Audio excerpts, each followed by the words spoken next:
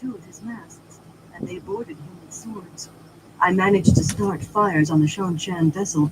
Weaving fire is difficult for me beyond lighting a lamp, but it pleased the light to make it enough, and Toran led the crew to fight the Shanshan back to their own decks. We cut loose the boarding hooks and their ship drifted away, burning. They were too occupied with trying to save him to bother us as we limped away. I regretted seeing him burn and sink then. He was a fine ship, I think, for heavy seas.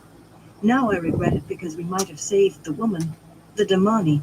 Even if she damaged him, perhaps she would not have free. The light illumine her soul and the waters take her peacefully. Telling the story had saddened her. She needed to be distracted. Jorin, why do the Atha Anmier call ships he? Everyone else I've ever met calls them she. I don't suppose it makes any difference. But why? The men will give you a different answer, the Windfinder said, smiling, speaking of strength and grandness and the like as men will. But this is the truth. A ship is alive, and he is like a man, with a true man's heart. She rubbed the rail fondly, as if stroking something alive, something that could feel her caress.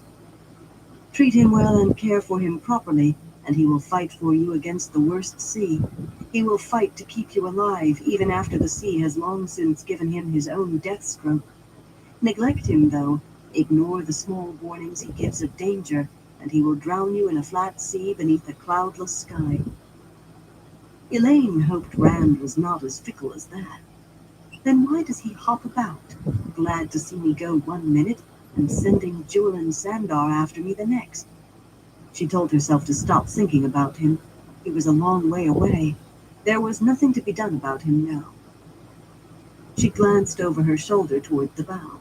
Tom was gone. She was sure she had found the key to his puzzle, just before she had felt the Windfinder channeling. Something to do with his smile. It was gone, whatever it was. Well, she meant to find it again before they reached Tanchico if she had to sit on him, but he would still be there in the morning.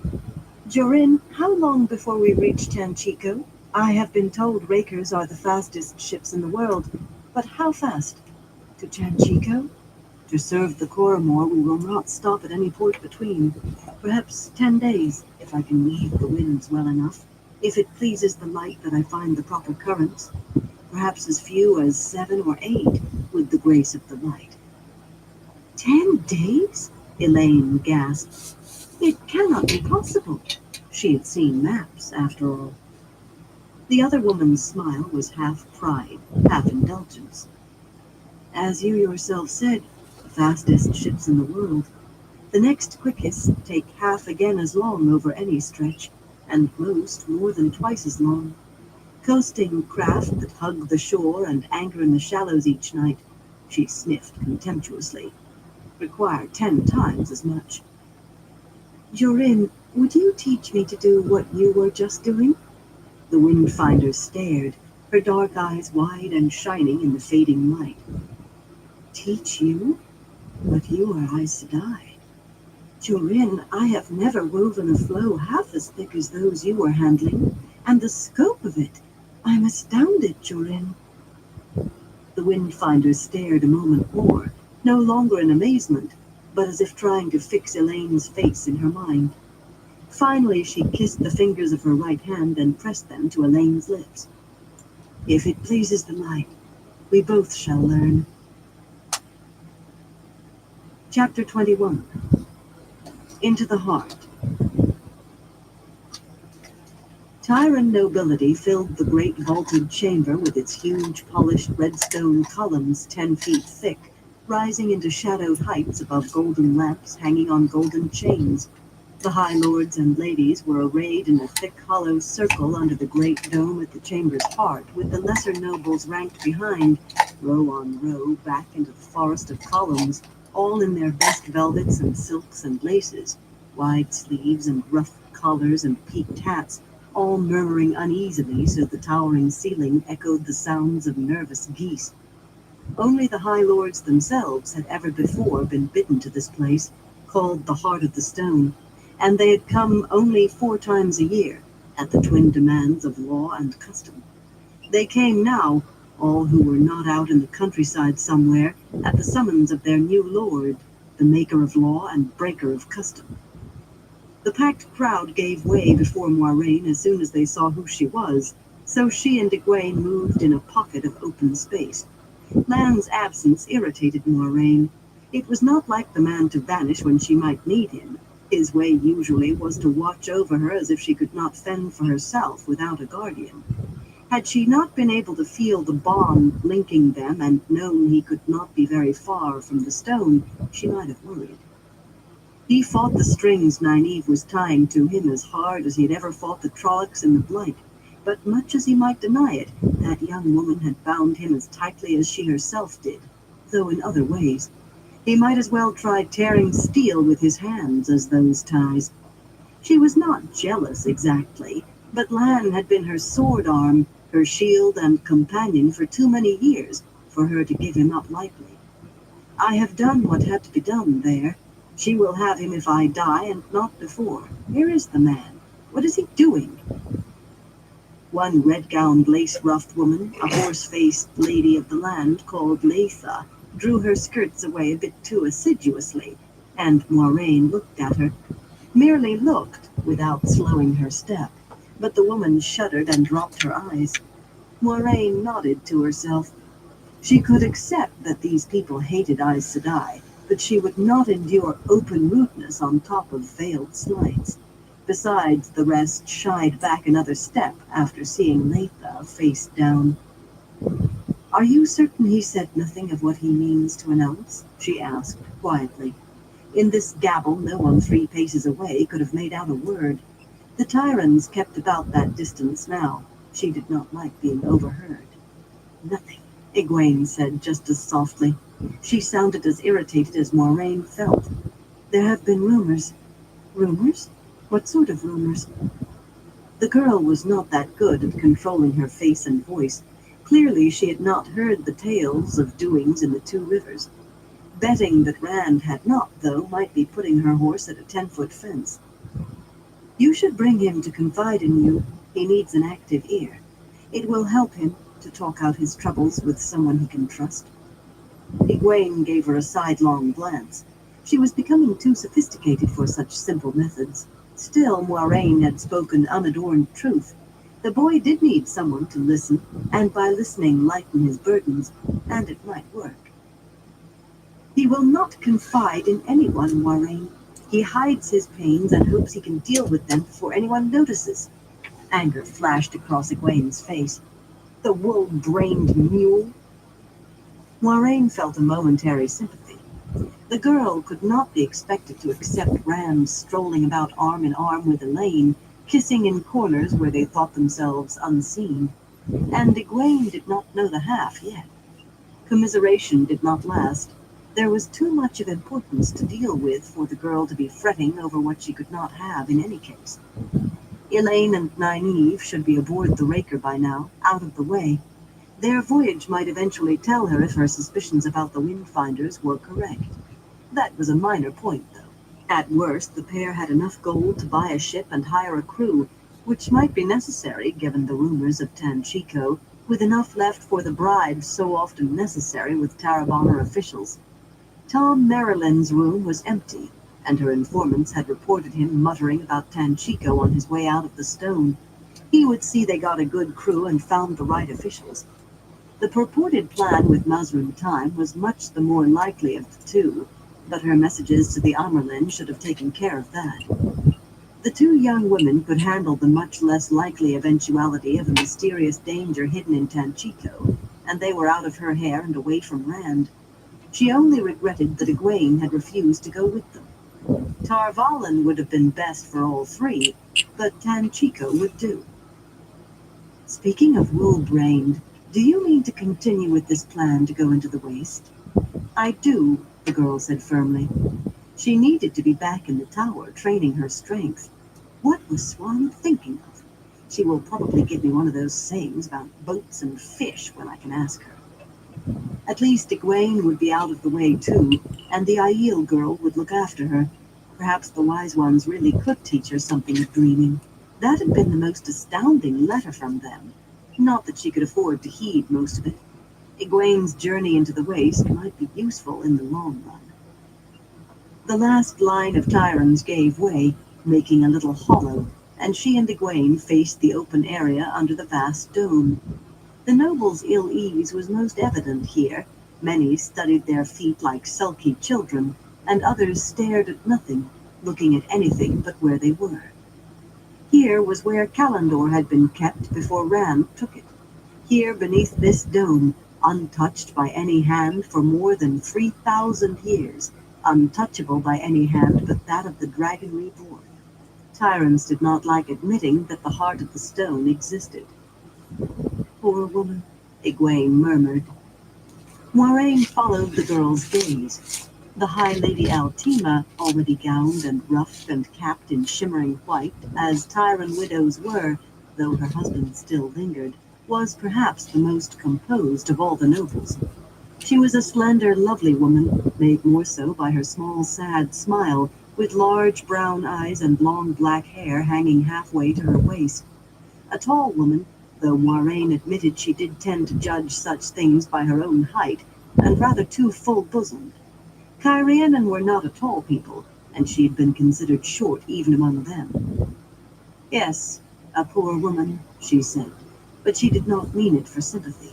It was good to see Egwene had not yet grown sophisticated enough to see beneath the surface all the time. The girl was already far less malleable than she should have been for years yet. She needed to be shaped before she was hardened. Tom had missed with Altima, or perhaps he had not wanted to see.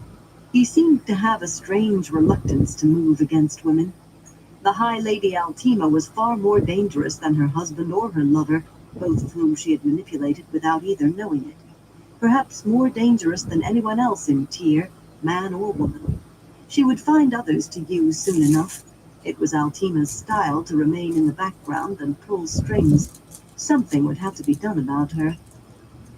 Moiraine shifted her gaze along the rows of high lords and ladies until she found Estanda, in brocaded yellow silks with a large ivory lace ruff and a tiny matching cap. A certain sternness marred the beauty of her face, and the occasional glances she gave Altima were iron-hard. Feelings between the two went beyond mere rivalry.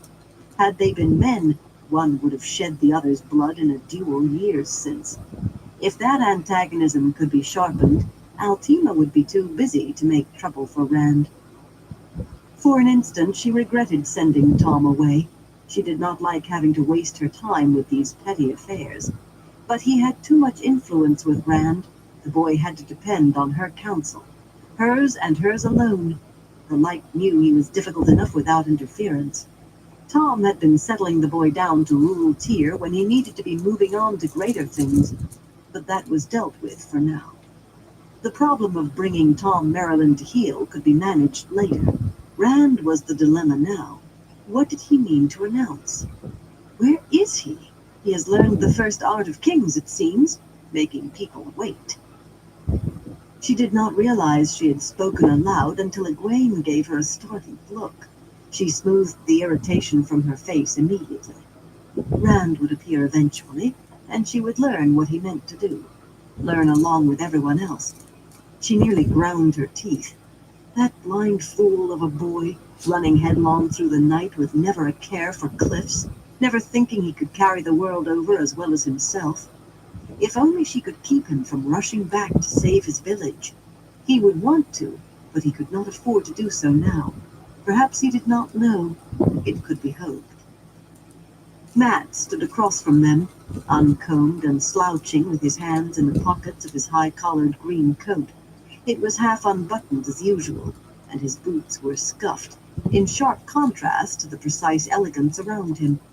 He shifted nervously as he saw her looking at him, then gave one of his rudely defiant grins. At least he was here, under her eye. Matt Coffin was an exhausting young man to keep track of, avoiding her spies with ease. He never gave any sign that he knew they were there, but her eyes and ears reported that he seemed to slide out of sight whenever they got too close.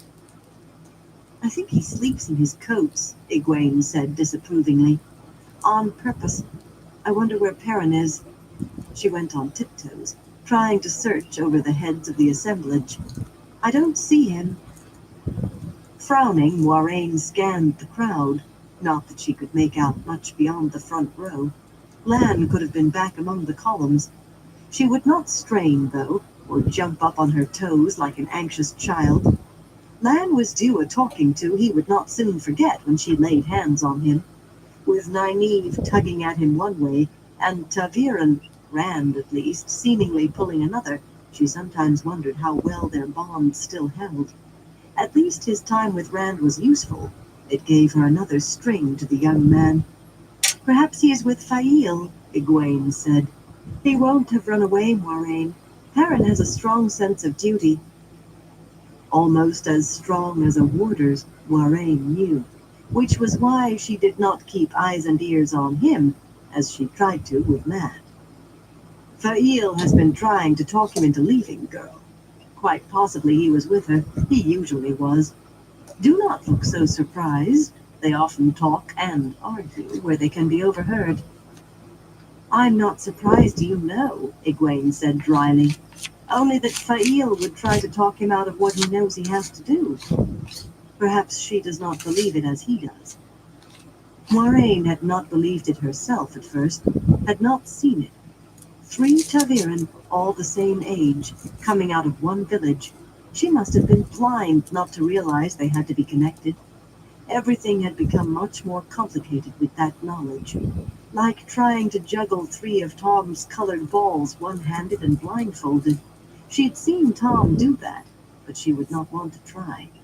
There was no guide to how they were connected, or what they were supposed to do. The prophecies never mentioned companions. I like her, Egwene said. She is good for him, just what he needs, and she cares for him deeply. I suppose she does. If Fail became too troublesome, Moiraine would have to have a talk with her about the secrets Fail had been keeping from Perrin, or have one of her eyes and ears do it. That should settle her down. You say it as if you don't believe it. They love each other, Moiraine. Can't you see that? Can't you even recognize a human emotion when you see one? Moiraine gave her a firm look, one that settled her on her heels in a satisfactory manner. The girl knew so little and thought she knew so much. Moiraine was about to tell her so in withering fashion when startled, even fearful gasps rose from among the Tyrants. The crowd gave way hurriedly, more than eagerly, those in front ruthlessly forcing those behind farther back, opening a wide passage to the space beneath the dome. Rand strode down that corridor, looking straight ahead, imperious in a red coat embroidered with golden scrolls up his sleeves, cradling Callandor in his right arm like a scepter. It was not only he that made the Tyrants give way, though. Behind him came perhaps 100 Aiel, spears and arrow-nocked bows in hand, Shufa wrapped around their heads, black veils hiding everything but their eyes. Moiraine thought she recognized Ruark at the front, just behind Rand, but only by the way he moved. They were anonymous, ready for killing. Plainly, whatever he meant to say, Rand intended to quell any resistance before it had a chance to coalesce. The Aiel halted, but Rand kept on until he stood centered under the dome, then ran his eye around the gathering. He seemed surprised, and perhaps upset, at the sight of Egwene, but he gave Moiraine an infuriating smile, and Mat one that made the pair of them look like boys when Mat returned it. The Tyrants were white-faced, not knowing whether to stare at Rand and Callandor or the veiled Aiel. Either could be death in their midst. The High Lord Sunamon, Rand said suddenly and loudly, making that plump fellow jump, has guaranteed me a treaty with Mayenne, strictly following the lines I gave him. He has guaranteed this with his life. He laughed as if he had made a joke, and most of the nobles laughed with him. Not Sunamon, who looked distinctly ill. If he fails, Rand announced, he has agreed to be hanged, and he will be obliged. The laughter stopped. Sunamon's face took on a sickly tinge of green. Egwene gave Moiraine a troubled glance. She was gripping her skirt with both hands. Moiraine only waited. He had not brought every noble within 10 miles together to tell them of a treaty or threaten a fat fool. She made her hands let go of her own skirts. Rand turned in a circle, weighing the faces he saw. Because of this treaty, ships will soon be available to carry Tyran grain west to find new markets. There were a few appreciative murmurs at that, quickly stifled. But there is more. The armies of Tyr are to march. A cheer rose, tumultuous shouts ringing from the ceilings. Men capered, even the high lords, and shook their fists over their heads and tossed up peaked velvet hats. Women, smiling as rapturously as the men, bestowed kisses on the cheeks of those who would go to war and delicately sniffed the tiny porcelain bottles of smelling salts no Tyran noblewoman would be without, pretending to be made faint by the news. Ilion shall fall, someone cried, and hundreds of voices seized it like thunder. Ilion shall fall! Ilion shall fall! Ilion shall fall! Moiraine saw Egwene's lips moving, the words crushed beneath the jubilation. She could read them, though. No, Rand, please, no, please don't. On the far side of Rand, Mat was frowning in disapproving silence. They and she were the only ones not celebrating, aside from the ever-watchful Aiel and Rand himself. Rand's smile was twisted contemptuously and never touched his eyes. There was fresh sweat on his face. She met his sardonic stare and waited. There would be more, and not, she suspected, to her liking. Rand raised his left hand. Slowly, quiet fell, those in front anxiously shushing those behind. He waited for absolute silence. The armies will move north, into Cairhien. The High Lord Mylon will command, and under him the High Lords Gwyam, Aracombe, Hearn, Maracon, and Simon. The armies will be generously financed by the High Lord Torian, the wealthiest of you, who will accompany the armies to see that his money is spent wisely. Dead silence greeted this pronouncement. No one moved, though plain-faced Torians seemed to be having trouble standing. Moiraine had to give Rand a mental bow for his choices. Sending those 7 out of Tyr neatly eviscerated the 7 most dangerous plots against him, and none of those men trusted each other enough to scheme among themselves. Tom Marilyn had given him good advice. Obviously her spies had missed some of the notes he had slipped into Rand's pockets. But the rest? It was madness. He could not have had this for an answer on the other side of that ter'angreal. It was not possible, surely. Mylon obviously agreed with her, if not for the same reasons. He stepped forward hesitantly, a lean, hard man, but so frightened that the whites of his eyes showed all the way around. My Lord Dragon, he stopped, swallowed, and began again in a marginally stronger voice. My Lord Dragon, intervening in a civil war is stepping into a bog. A dozen factions contend for the Sun Throne, with as many shifting alliances, each one betrayed every day. Besides that, bandits infest Cairhien as fleas on a wild boar. Starving peasants have stripped the land bare. I am reliably informed that they eat bark and leaves. My Lord Dragon, a quagmire barely begins to describe... Rand cut him off. You do not want to extend Tyr's sway all the way to Kinslayer's dagger, Mylon? That is all right. I know who I mean to sit on the Sun Throne. You do not go to conquer Mylon, but to restore order and peace, and to feed the hungry. There is more grain in the granaries now than Tyr could sell, and the farmers will harvest as much more this year unless you disobey me. Wagons will carry it north behind the armies, and those peasants will not have to eat bark any longer, my lord, Mylon. The tall High Lord opened his mouth again, and Rand swung Kalandor down, grounding its crystal point in front of him. You have a question, Mylon? Shaking his head, Mylon backed into the crowd as though trying to hide. I knew he would not start a war, Egwene said fiercely. I knew it. You think there will be less killing in this? Moiraine muttered. What was the boy up to?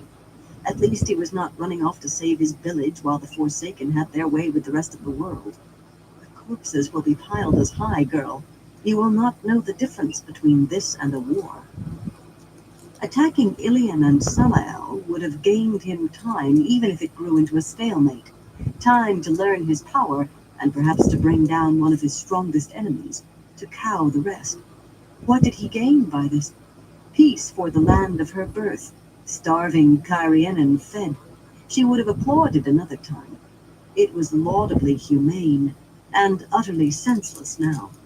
Useless bloodshed, rather than confronting an enemy who would destroy him given the slightest opening. Why? Lanfear.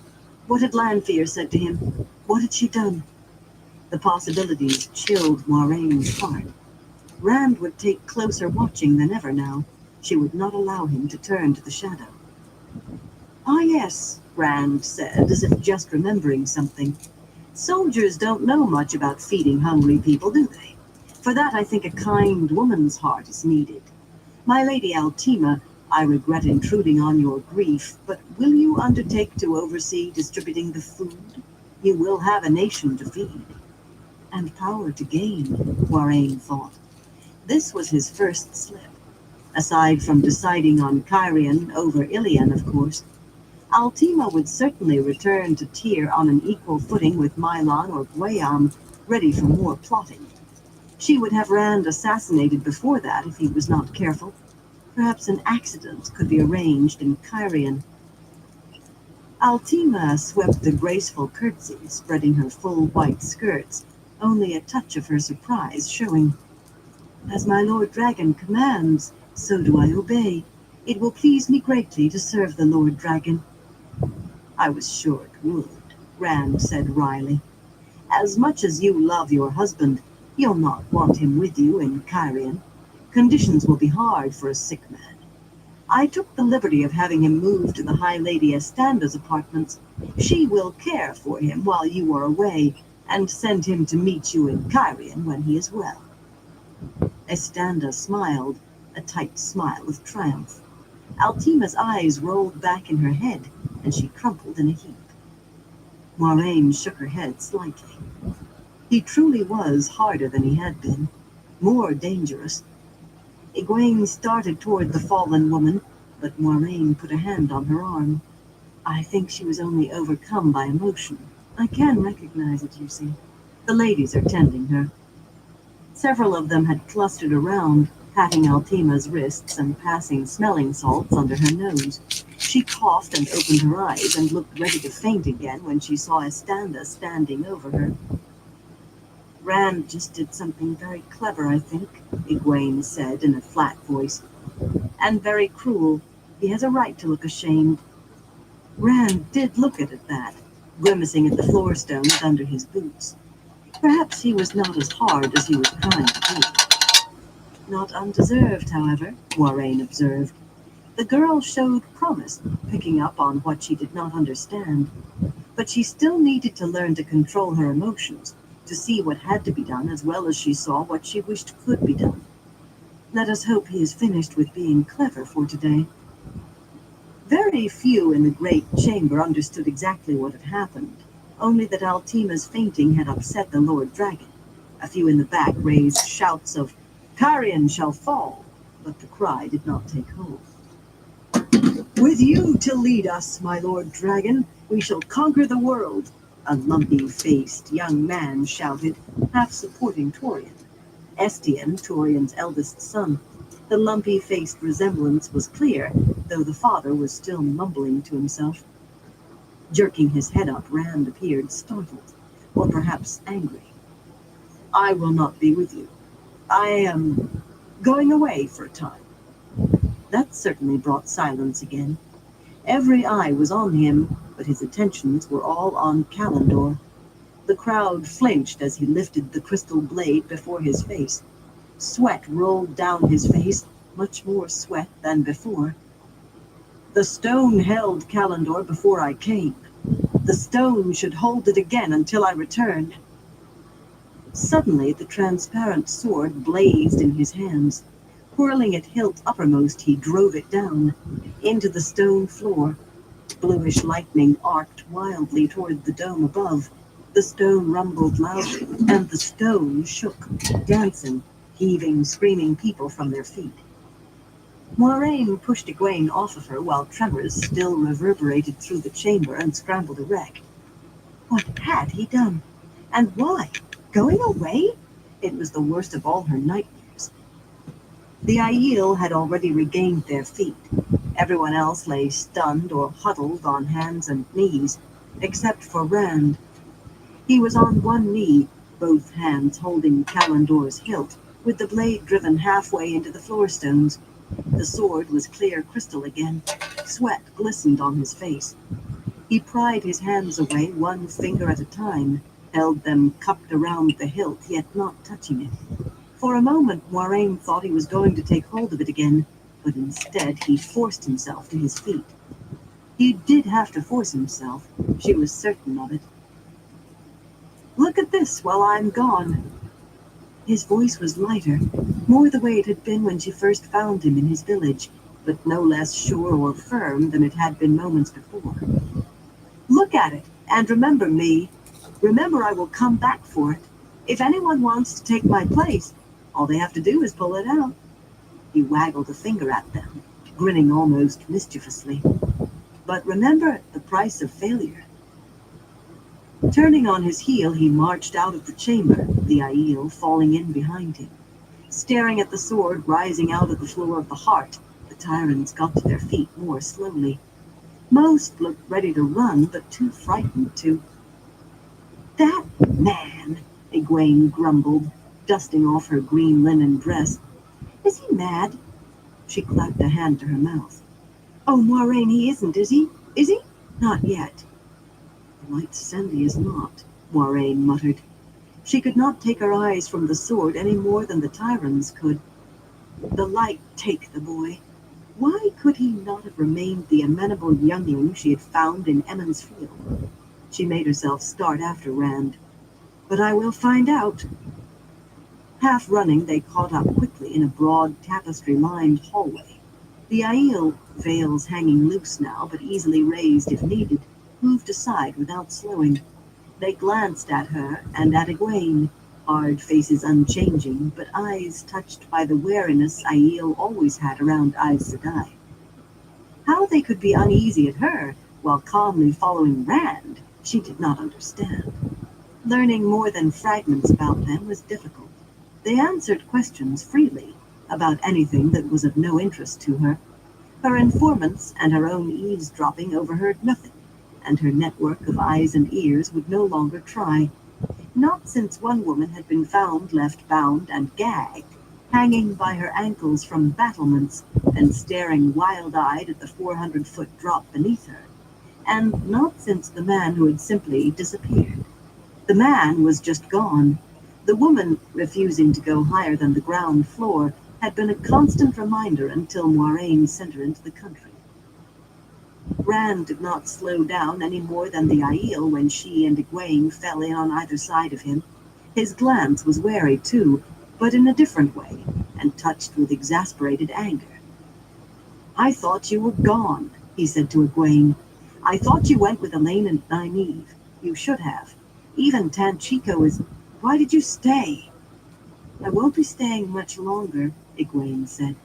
I'm going to the Waste with Avienda, to Roidian, to study with the Wise Ones. He missed a step as the girl mentioned the Waste, glancing at her uncertainly, then strode on. He seemed composed now, too much so, a boiling tea kettle with the lid strapped down and the spout plugged. Do you remember swimming in the waterwood? He said quietly. I used to float on my back in a pool and think the hardest thing I'd ever have to do was plow a field, unless maybe it was shearing sheep. Shearing from sunup till bedtime, hardly stopping to eat until the clip was in. Spinning, Egwene said. I hated it worse than scrubbing floors. Twisting the threads made your fingers so sore.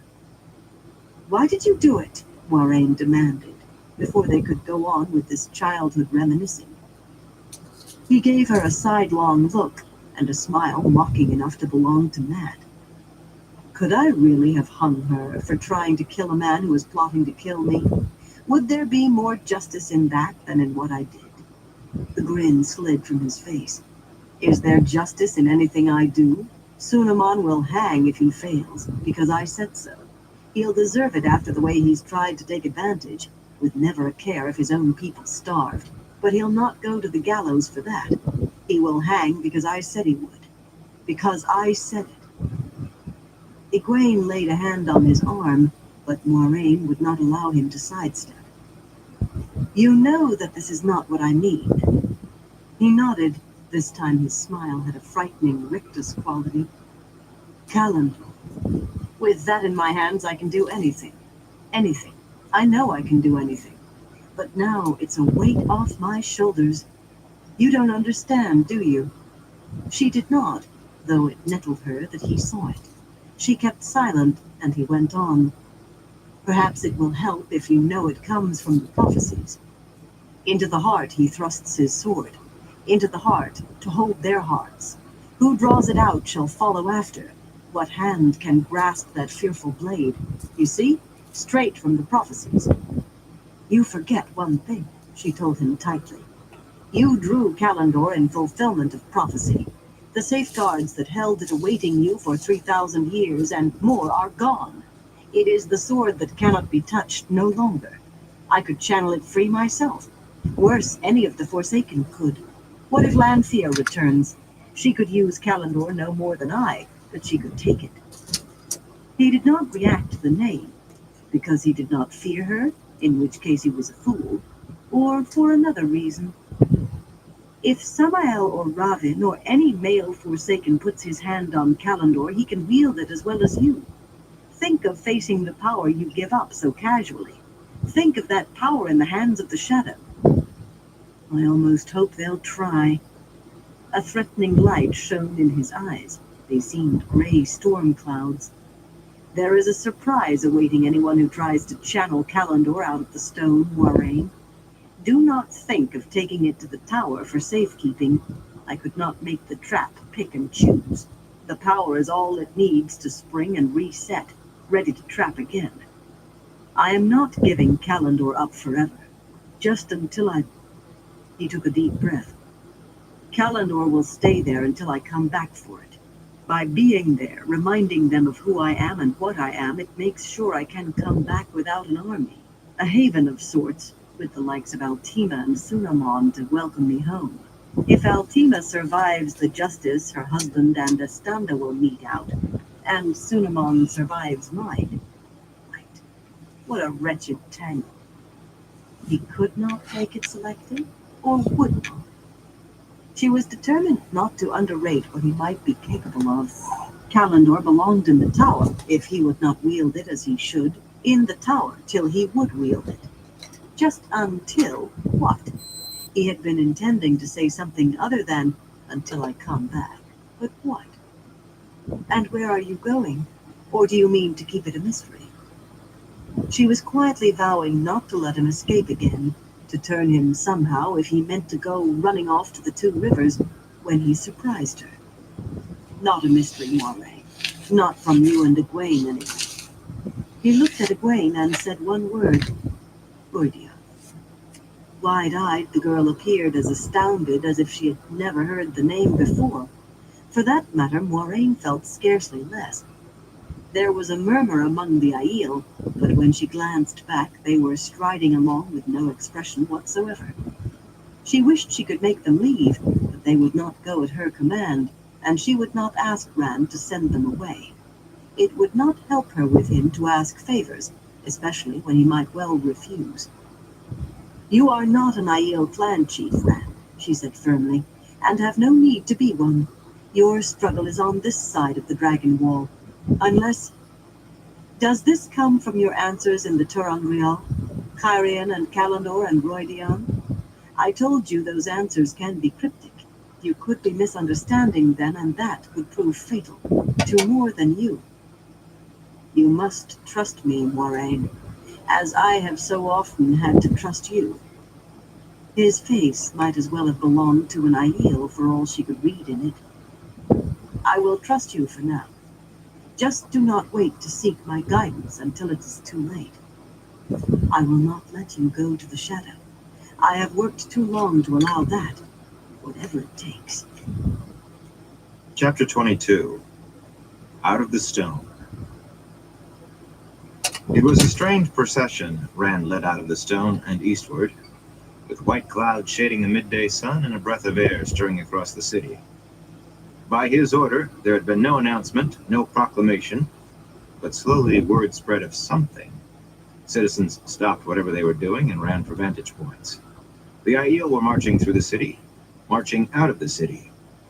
People who had not seen them come in the night would only half believe they were in the stone at all, increasingly lined the streets along the route, filled the windows, even climbed onto slate rooftops, straddling roof peaks and upturned corners. Murmurs ran as they counted the Aiel. These few hundred could never have taken the stone. The dragon banner still flew above the fortress. There must be thousands of Aiel in there, and the Lord Dragon. Rand rode easily in his shirt sleeves, sure none of the onlookers could take him for anyone out of the ordinary. An outlander, rich enough to ride, and on a superb dappled stallion, best of the tyrant bloodstock. A rich man traveling in the oddest of odd company, but surely just another man for that. Not even the leader of this strange company. That title was surely assigned to Lan or Moraine, despite the fact that they rode some little distance behind him, directly ahead of the Aiel. The soft, odd susurration that accompanied his passing certainly rose for the Aiel, not him. These tyrant folk might even take him for a groom, riding his master's horse. Well, no, not that. Not out in front as he was. It was a fine day anyway. Not sweltering, merely warm. No one expected him to mete out justice or rule a nation. He could simply enjoy riding in anonymity, enjoy the rare breeze. For a time he could forget the feel of his heron-branded palms on the reins. For a little while longer, anyway, he thought. A little longer. Rand, Egwene said, do you really think it was right to let the Aiel take all those things? He looked around as she heeled her gray mare Mist up beside him. From somewhere she had gotten a dark green dress with narrow divided skirts, and a green velvet band held her hair at the nape of her neck. Moraine and Lan still hung back half a dozen strides, she on her white mare in a full-skirted blue silk riding dress, slashed with green, her dark hair caught in a golden net, he astride his great black warhorse, in a color-shifting warder's cloak that probably brought as many oohs and ahs as the Aiel. When the breeze stirred the cloak, shades of green and brown and gray rippled across it. When it hung still, it somehow seemed to fade into whatever was beyond it, so the eye appeared to be seeing through parts of Lan and his mount. It was not comfortable to look at. Mat was there too, slumped in his saddle and looking resigned, trying to keep apart from the warder and Aes Sedai. He had chosen a nondescript brown gelding, an animal he called Pips. It took a good eye to notice the deep chest and strong withers that promised blunt-nosed Pips could likely match Rand's stallion or Lan's for speed and endurance. Mat's decision to come had been a surprise. Rand still did not know why. Friendship, maybe. Then again, maybe not. Mat could be odd in what he did and why. Didn't your friend Avienda explain to you about the fifth? He asked. She mentioned something, but Rand, you don't think she took things too? Behind Moraine and Lan, behind Mat, behind Ruark, at their head the Aiel walked in long lines to either side of loaded pack mules, rank on rank, four abreast. When Aiel took one of the holds of an enemy clan in the waste, by custom, or maybe law, Rand did not understand it exactly. They carried away 1/5 of all it contained, accepting only food. They had seen no reason not to treat the stone the same. Not that the mules held more than the barest fraction of a fifth of the stone's treasures. Ruark said greed had killed more men than steel. The wickerwork pack hampers, topped with rolled carpets and wall hangings, were lightly laden. Ahead lay an eventual hard crossing of the spine of the world, and then a far harder trek across the waste. When do I tell them? He wondered. Soon now. It has to be soon. Moraine would doubtless think it daring, a bold stroke. She might even approve. Maybe. She thought she knew his whole plan now, and made no bones of disapproving that. No doubt she wanted it over and done as soon as possible. The Aiel? What if they refuse?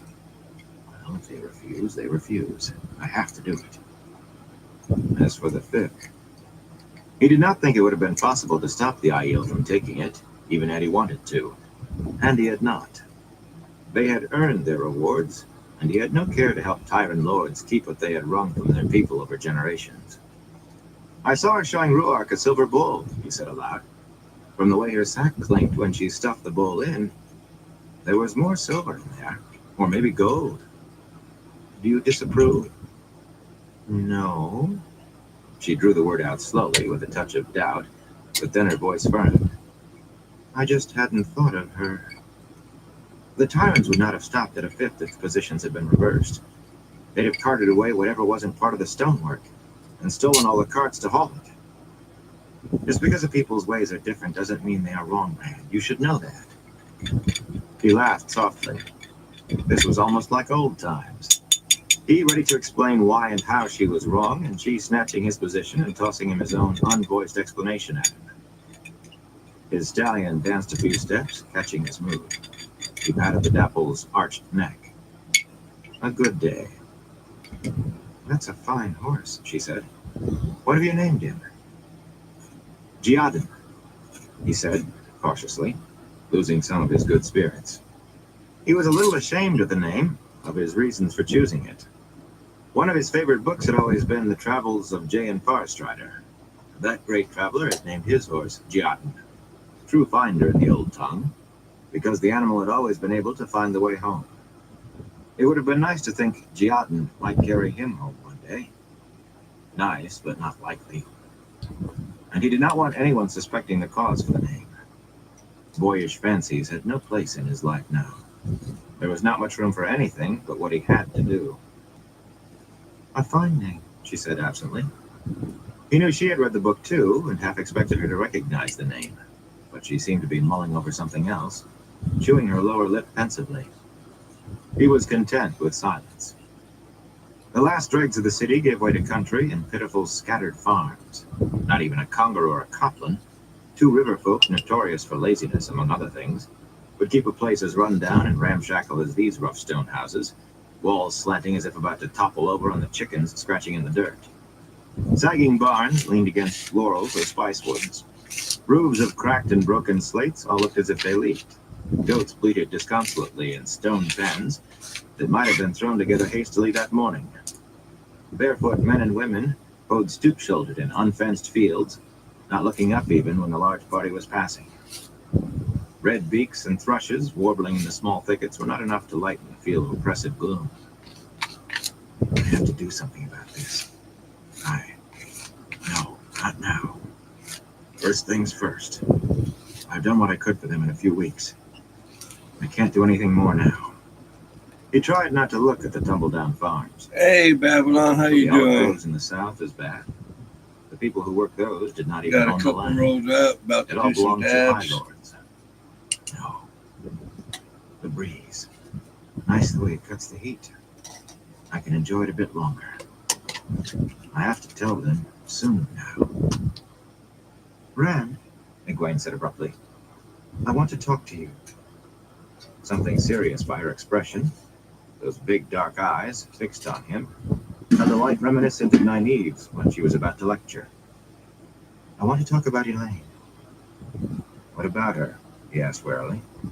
I'll be He right touched back his in. pouch where two letters sprinkled against We'll a do it. small hard object. We'll do a couple of If dabs they off had not of that both been in pen the and same start delicately on one. flowing hand, Give me he one would not have second. believed they came from the same woman. And after all that kissing and snuggling, the High Lords were easier to understand than women. Why did you let her go in that way? Puzzled, he stared at her. She wanted to go. I'd have had to tie her up to stop her. Besides, she'll be safer in Tonchico than near me, or Matt. If we are going to attract bubbles of evil the way Moraine says, you would be too. That isn't what I mean at all. Of course she wanted to go, and you had no right to stop her. But why didn't you tell her you wished she would stay? She wanted to go. he repeated, and grew more confused when she rolled her eyes as if he were speaking gibberish. If he had no right to stop Elaine, and she wanted to go, why was he supposed to try to talk her out of it? Especially when she was safe or gone. Moraine spoke, right behind him. Are you ready to tell me the next secret? It has been clear you were keeping something from me. At the least, I might be able to tell you if you are leading us over a cliff. Rand sighed. He had not heard her and Lan closing up on him. And Matt as well, although still holding a distance between himself and the Aes Sedai. Matt's face was a study. Doubt and reluctance and grim determination all running across it by turns, especially when he glanced at Moraine. He never looked at her directly, only from the edge of his eye. Are you sure you want to come, Matt? Rand asked. Matt shrugged and affected a grin, not a very confident one. Who could pass up a chance to see bloody Roydion? Egwene raised her eyebrows at him. Oh, pardon my language, Aes Sedai. I've heard you say it's bad and for less cause, I'll wager. Egwene stared at him indignantly, but spots of color in her cheeks said he had scored a hit. Be glad Matt is here, Moraine said to Rand, her voice cool and not pleased. You made a grave error letting Perrin run off, hiding his going from me. The world rests on your shoulders, but they must both support you. You will fall, and the world with you. Matt flinched, and Rand thought he very nearly turned his gelding and rode away on the spot. I know my duty, he told her. And I know my fate, he thought. But he did not say that aloud. He was not asking sympathy. One of us had to go back, Moraine, and Perrin wanted to. You're willing to let anything go to save the world. I do what I have to. The warder nodded, though he said nothing. Lan would not disagree with Moraine in front of others. And the next secret, she said insistently.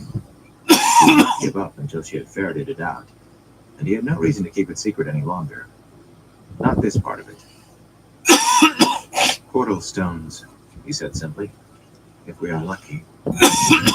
Oh, light, Matt groaned. Bloody flaming light! Don't grimace at me, Egwene. Lucky. Isn't once enough, Rand? You almost killed us, remember? No worse than killed. I would rather ride back to one of those farms and ask for a job slopping pigs the rest of my life. You can go your own way if you want, Matt, Rand told him. Moraine's calm face was a mask over fury, but he ignored the icy stare that tried to still his tongue. Even Lan looked disapproving, for all his hard face did not change very much. The warder believed in duty before anything else.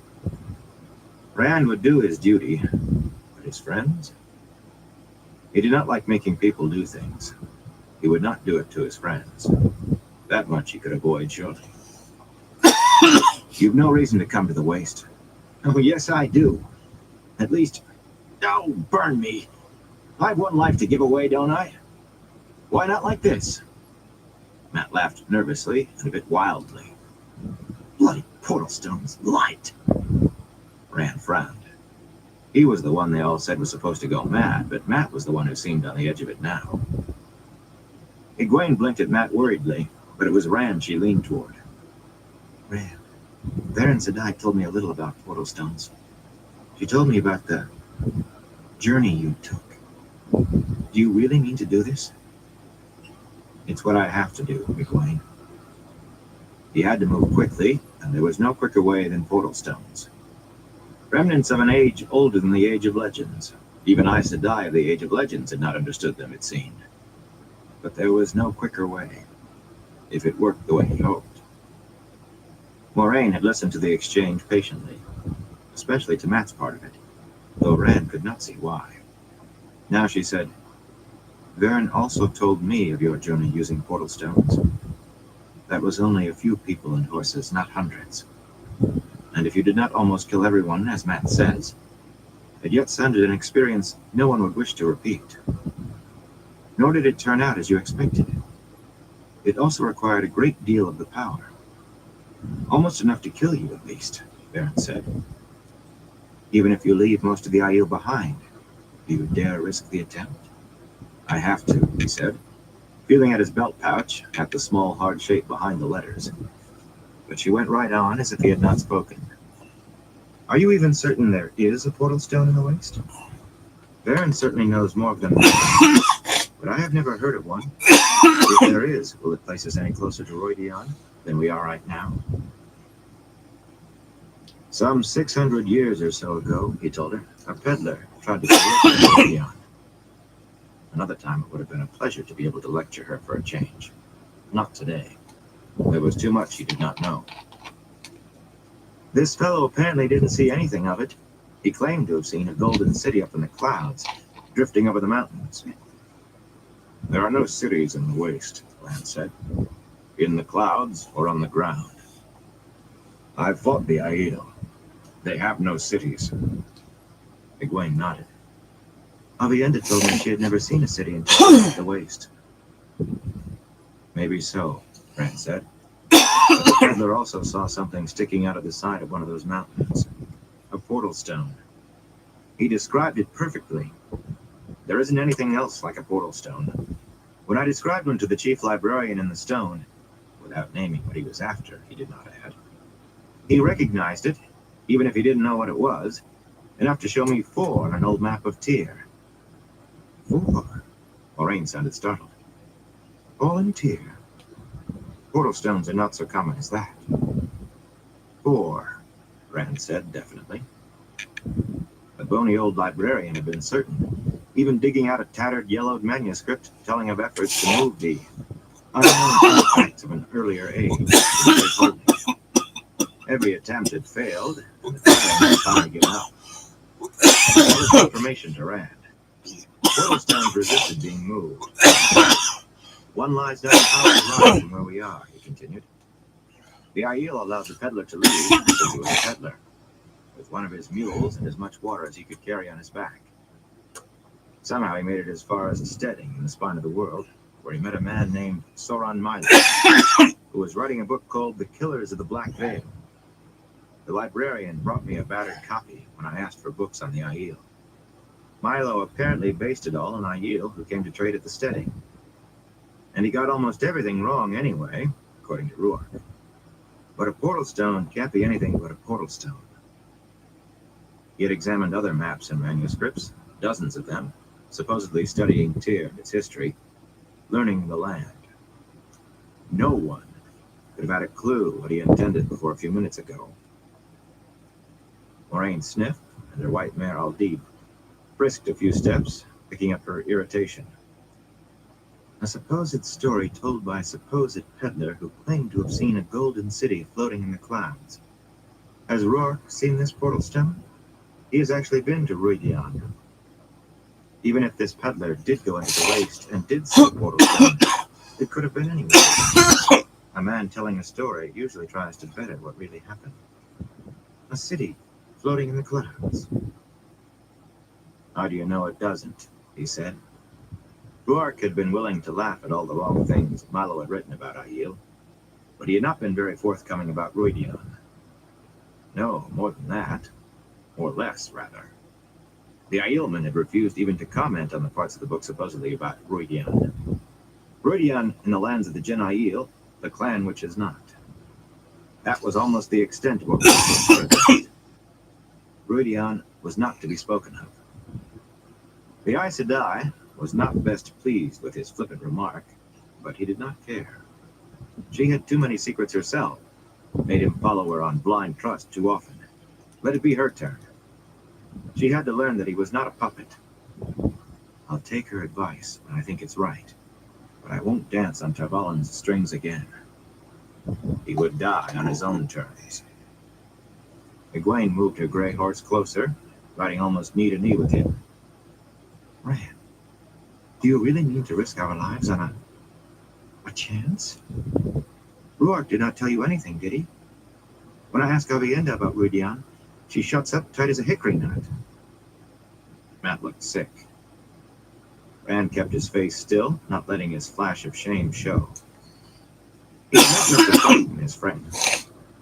There is a portal stone there, he maintained. He rubbed the hard shape in his pouch again. This had to work. The librarian's maps had been old, but in a way, that was a help. The grasslands they rode now had been forest when those maps were drawn, but few trees remained. Far scattered, scraggly copses of white oak and pine and maidenhair. Tall, solitary trees he did not recognize, with gnarled, spindly trunks. He could make out the shape of the land easily, hills shrouded mainly in high grass now. On the maps, two tall bent ridges, one close behind the other, had pointed to the cluster of round hills where the portal stone was. If the maps had been well made, if the librarian really had recognized his description, and the green diamond mark actually meant ancient ruins as he claimed. Why would he lie? I'm suspicious. No, I have to be suspicious. As trusting as a viper and as cold. He did not like it, though. To the north, he could just make out hills with no trees at all, speckled with moving shapes that must be horses. The High Lord's herds grazing across the side of the old Ogier Grove. He hoped Perrin and Loyal had gotten away safely. Help them, Perrin, he thought. Help them somehow, because I can't. The Ogier Grove meant the folded ridges must be close, and soon he spotted them a little to the south. Like two arrows, one inside the other. A few trees along the top, making a thin line against the sky. Beyond, low round hills like grass-covered bubbles ran into one another. More hills than on the old map. Too many. For all the patch encompassed, less than a square mile. If they did not correspond to the map, which one held the portal stone on its side? The Aiel have numbers, Lan said quietly, and sharp eyes. With a nod of gratitude, Rand reined Giaden in, falling back to put the problem before Roark. He only described the portal stone, not saying what it was. There would be time enough for that when it was found. He was good at keeping secrets now. Roark probably had no idea what a portal stone was anyway. Few did except for Aes Sedai. He had not known until someone told him. Striding along beside the dappled stallion, the Aielman frowned slightly, as much as a worried grimace for most men, then nodded. We can find this thing. He raised his voice. Ethandor, Bar Aldazar Din, Duwada Mardin, Bardarais Mai, Seyadun, Shamad Kanda. As he called out, members of the named warrior societies trotted forward until a good quarter of the Aiel clustered around him and Rand. Red Shields, Brothers of the Eagle, Water Seekers, Maidens of the Spear, Black Eyes, Thunder Walkers. Rand picked out Egwene's friend, Avienda, a tall, pretty woman with a haughty, unsmiling stare. Maidens had guarded his door, but he did not think he had seen her before the Aiel gathered to leave the stone. She looked back at him, proud as a green-eyed hawk, then turned her attention to the clan chief. Well, I wanted to be ordinary again, he thought, a touch ruefully. The Aiel certainly gave him that. They offered even the clan chief only a respectful hearing, without any of the elaborate deference a lord would exact, and obedience that seemed between equals. He could hardly expect more for himself. Roark gave instructions in few words, and the listening Aiel fanned out ahead in the patch of hills, running easily, some bailing themselves just in case. The rest waited, standing or squatting beside the loaded pack mules. They represented almost every clan, except the Gen Aiel, of course, and could not get it straight whether the Gen really existed or not, since the way the Aiel mentioned them, which they seldom did, could be either way. Including some clans that had blood feuds, and others that often fought each other. He had learned that much about them. Not for the first time he wondered what had held them together so far. Was it just their prophecies of the stone falling, and the search for he who comes with the dawn? More than that, Roark said. Rand realized he had spoken his thoughts aloud. Prophecy brought us over the dragon wall, and the name that is not spoken drew us to the stone of Tyr. The name he meant was People of the Dragon, secret of the Aiel. Only clan chiefs and wise ones knew or used it, apparently seldom, and only with each other. For the rest, No one may shed the blood of another of the same society, of course. Yet mixing Sharat with Goshin, Tardat and Nakai with Shido. Even I might have danced the spears with the Shido if the wise ones had not made everyone who crossed the Dragon Wall swear water oath to treat any Aiel as of the same society on this side of the mountains. Even sneaking Shido. He shrugged slightly. You see, it is not easy, even for me. These Shido are enemies of yours? Rand fumbled the name. In the stone, the Aiel had gone by societies, not clans. We have avoided blood feud, Ruark said. But Tardad and Shido have never been friendly. The Tsets sometimes raid each other, steal goats or cattle. But the oaths have held with us all against 3 blood feuds and a dozen old hatreds between clans or sets. It helps now that we journey toward Roidian, even if some will leave us before. None may shed the blood of one traveling to Roidian. The Aielman looked up at Rand, face completely expressionless. It may be that soon no one of us will shed another's blood.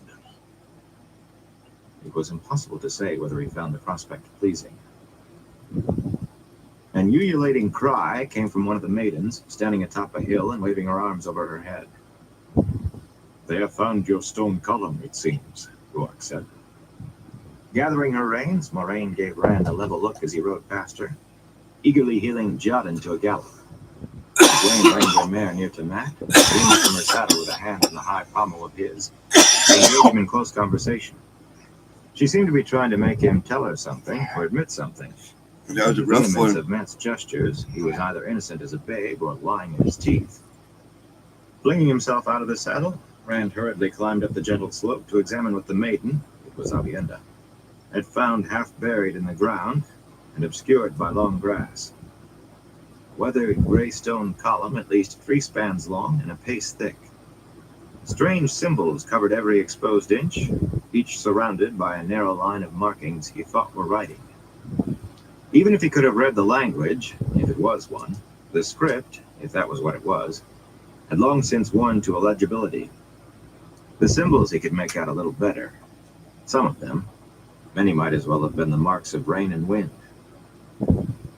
Pulling grass by the handful so he could see better, he glanced at Avienda. She had dropped her shufa around her shoulders, bearing short reddish hair, and was watching him with a flat, hard expression.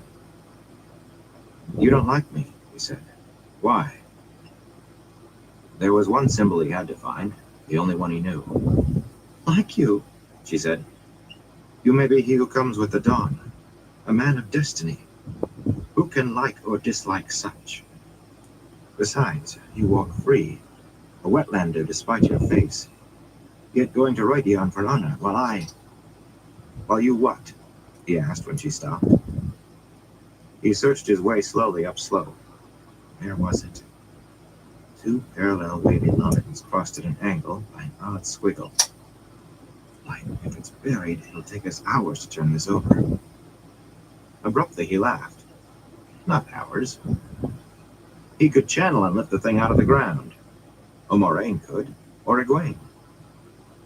A portal stone might resist being moved, but surely they could move it that much. Channeling would not help him find the wavy lines, though. Only feeling his way along the stone would do that. Instead of answering, the Aiel woman squatted easily with her short spears across her knees. You have treated Elaine badly. I would not care, but Elaine is near sister to Egwene, who is my friend. Yet Egwene likes you still, so for her sake, I will try. Still searching the thick column, he shook his head. Elaine again. Sometimes he thought women all belonged to a guild, the way craftsmen in cities did.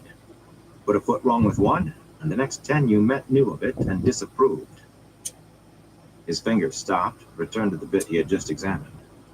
It was weathered almost beyond making out, but he was sure it was the wavy lines.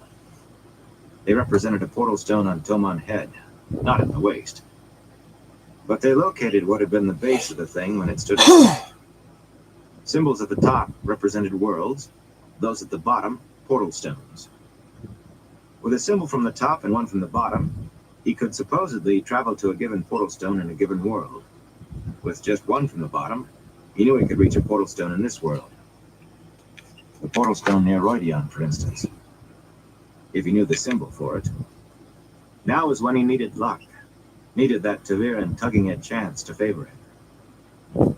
A hand reached over his shoulder, and Ruark said in a reluctant voice, "These too are used for Roidion in old writings. Long ago, even the name was not written." He traced 2 triangles, each surrounding what appeared to be forked lightnings, one pointing left, one right. "Do you know what this is?" Rand asked. The Aielman looked away. "Burn me, Ruark. I have to know. I know you don't want to talk of it, but you have to tell me. Tell me, Ruark. Have you ever seen its like before?" The other man took a deep breath before answering. "I have seen its like." Each word came as if dragged. "When a man goes to Roidion, wise ones and clansmen wait on the slopes of Cheandare, near a stone like this."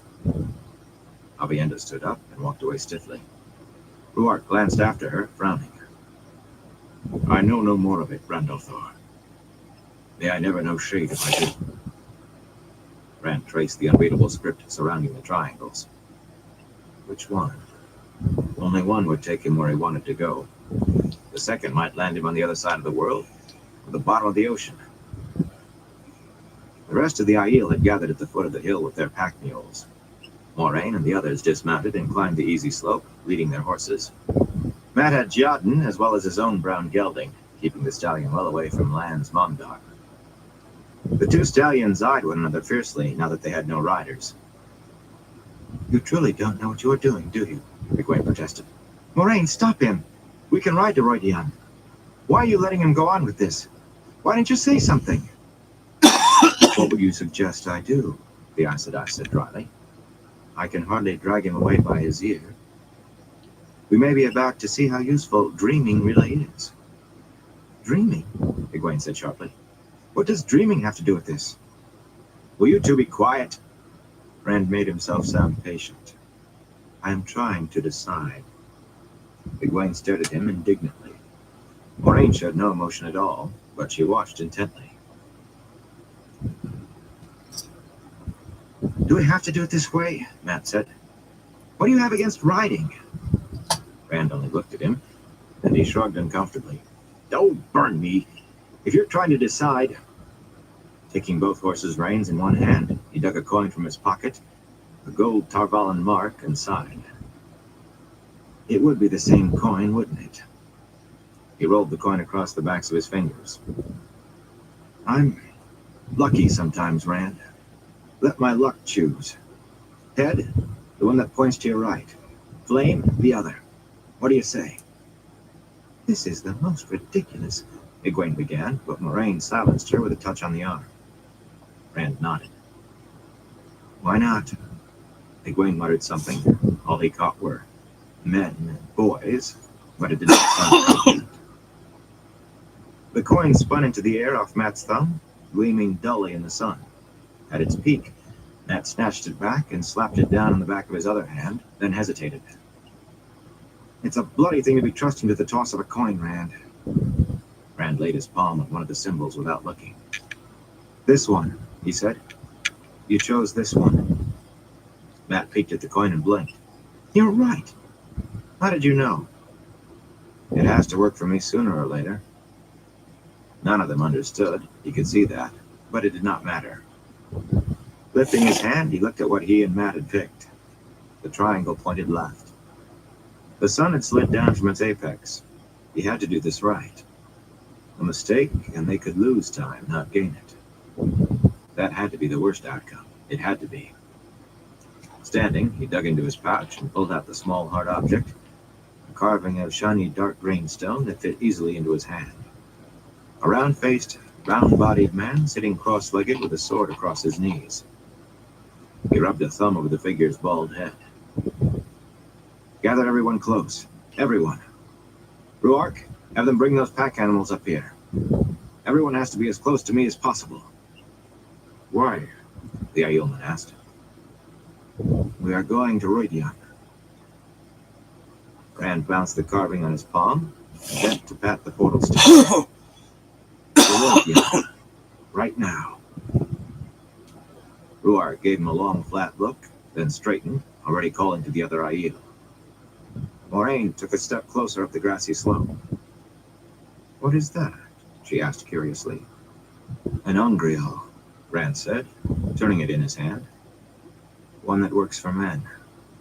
I found it in the Great Holding when I was hunting that doorway. It was the sword that made me pick it up, and then I knew.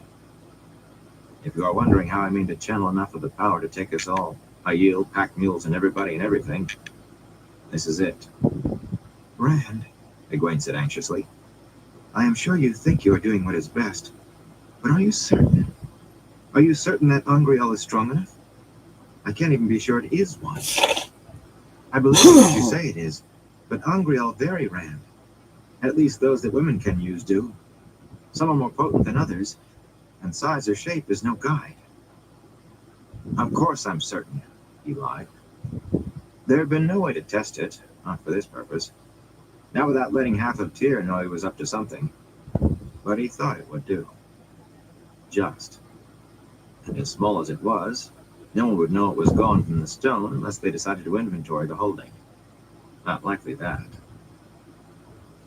You leave Colindor behind and bring this, Moraine murmured. You seem to have considerable knowledge of using portal stones. More than I would have thought. Varen told me a good bit, he said. Varen had. But it had been Lanfear who first explained them to him. He had known her as Selene then, but he did not intend explaining that to Moraine any more than he would tell her of the woman's offer of help. The Aes Sedai had taken the news of Lanfear's appearance too calmly, even for her.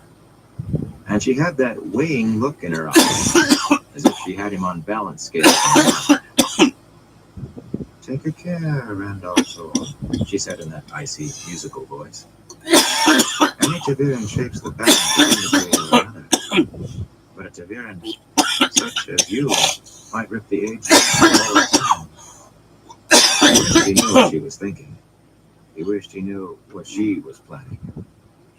The Aiel climbed the hill with their pastels covering the slope as they crowded close around him and Thor, crowding in shoulder to shoulder on everyone but Moraine and Egwene. Those two they left a little space.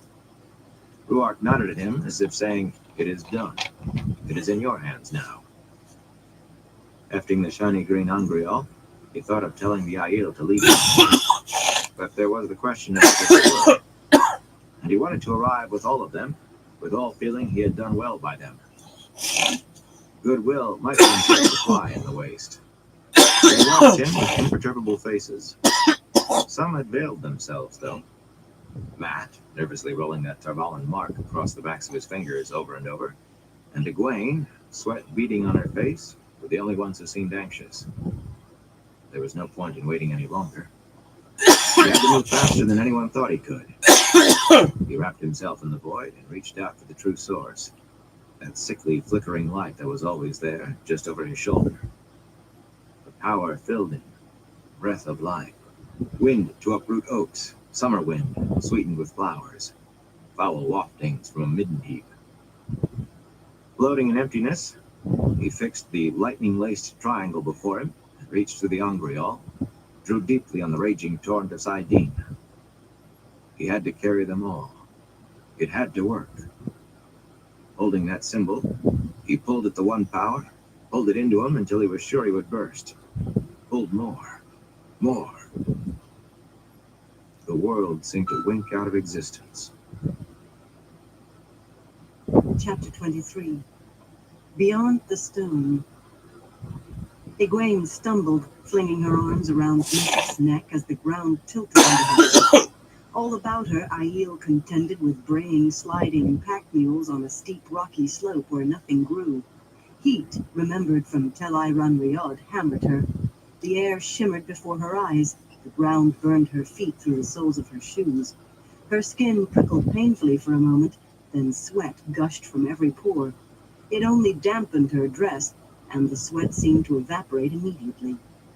The struggling mules and tall Aiel nearly hid the surroundings from her, but she saw a bit in flashes between them. A thick gray stone column angled out of the ground not 3 paces from her, scoured by wind-blown sand, until there was no telling whether it had ever been twin to the portal stone in Tyr. Rugged slab-sided mountains that looked carved by a mad giant's axe broiled beneath a blazing sun in a cloudless sky. Yet in the center of the long barren valley far below, a mass of dense fog hung, billowing like clouds. That scalding sun should surely have burned it off in moments, but the fog rolled untouched. And out of that roiling gray stuck the tops of towers, some spires, some ending abruptly as though the masons still worked. He was right, she murmured to herself. A city in clouds. Clutching his gelding's bridle, Matt was staring around wide-eyed. We made it, he laughed at her. We made it, Egwene, and without any... Burn me, we made it. He tugged open his shirt laces at the neck. Light, it's hot. Burn me for true. Abruptly, she realized Rand was on his knees, head down, supporting himself with one hand on the ground. Pulling her mare behind her, she pushed through the milling Aiel to him just as Lan helped him to his feet. Moiraine was already there, studying Rand with apparent calm, and the slight tightness at the corners of her mouth that meant she would like to box his ears. I did it, Rand panted, looking around. The warder was all that was holding him upright. His face was drained and drawn, like a man on his deathbed. You came close, Moiraine said coolly, very coolly. The Angreal was not sufficient to the task. You must not do this again. If you take chances, they must be reasoned and for a strong purpose. They must be. I don't take chances, Moiraine. Matt's the fellow for chances. Rand forced his right hand open. The Angreal, the fat little man, had driven the point of its sword into his flesh, right into the branded heron. Maybe you're right. Maybe I did need one a little stronger. A little bit, maybe. He gave a huffing laugh. It worked, Moiraine. That is what's important. I've outrun them all. It worked. That is what matters, Lan said, nodding. Egwene made a vexed men. One almost killed himself, then tried to make a joke of it, and another told him he had done the right thing. Did they never grow up? The fatigue of channeling is not like other tiredness, Moiraine said. I cannot rid you of it completely, not when you have channeled as much as you did, but I will do what I can. Perhaps what remains will remind you to be more careful in future. She was angry. There was a definite hint of satisfaction in her voice. The glow of Saidar surrounded the Aes Sedai as she reached up to take Ram's head in her hands.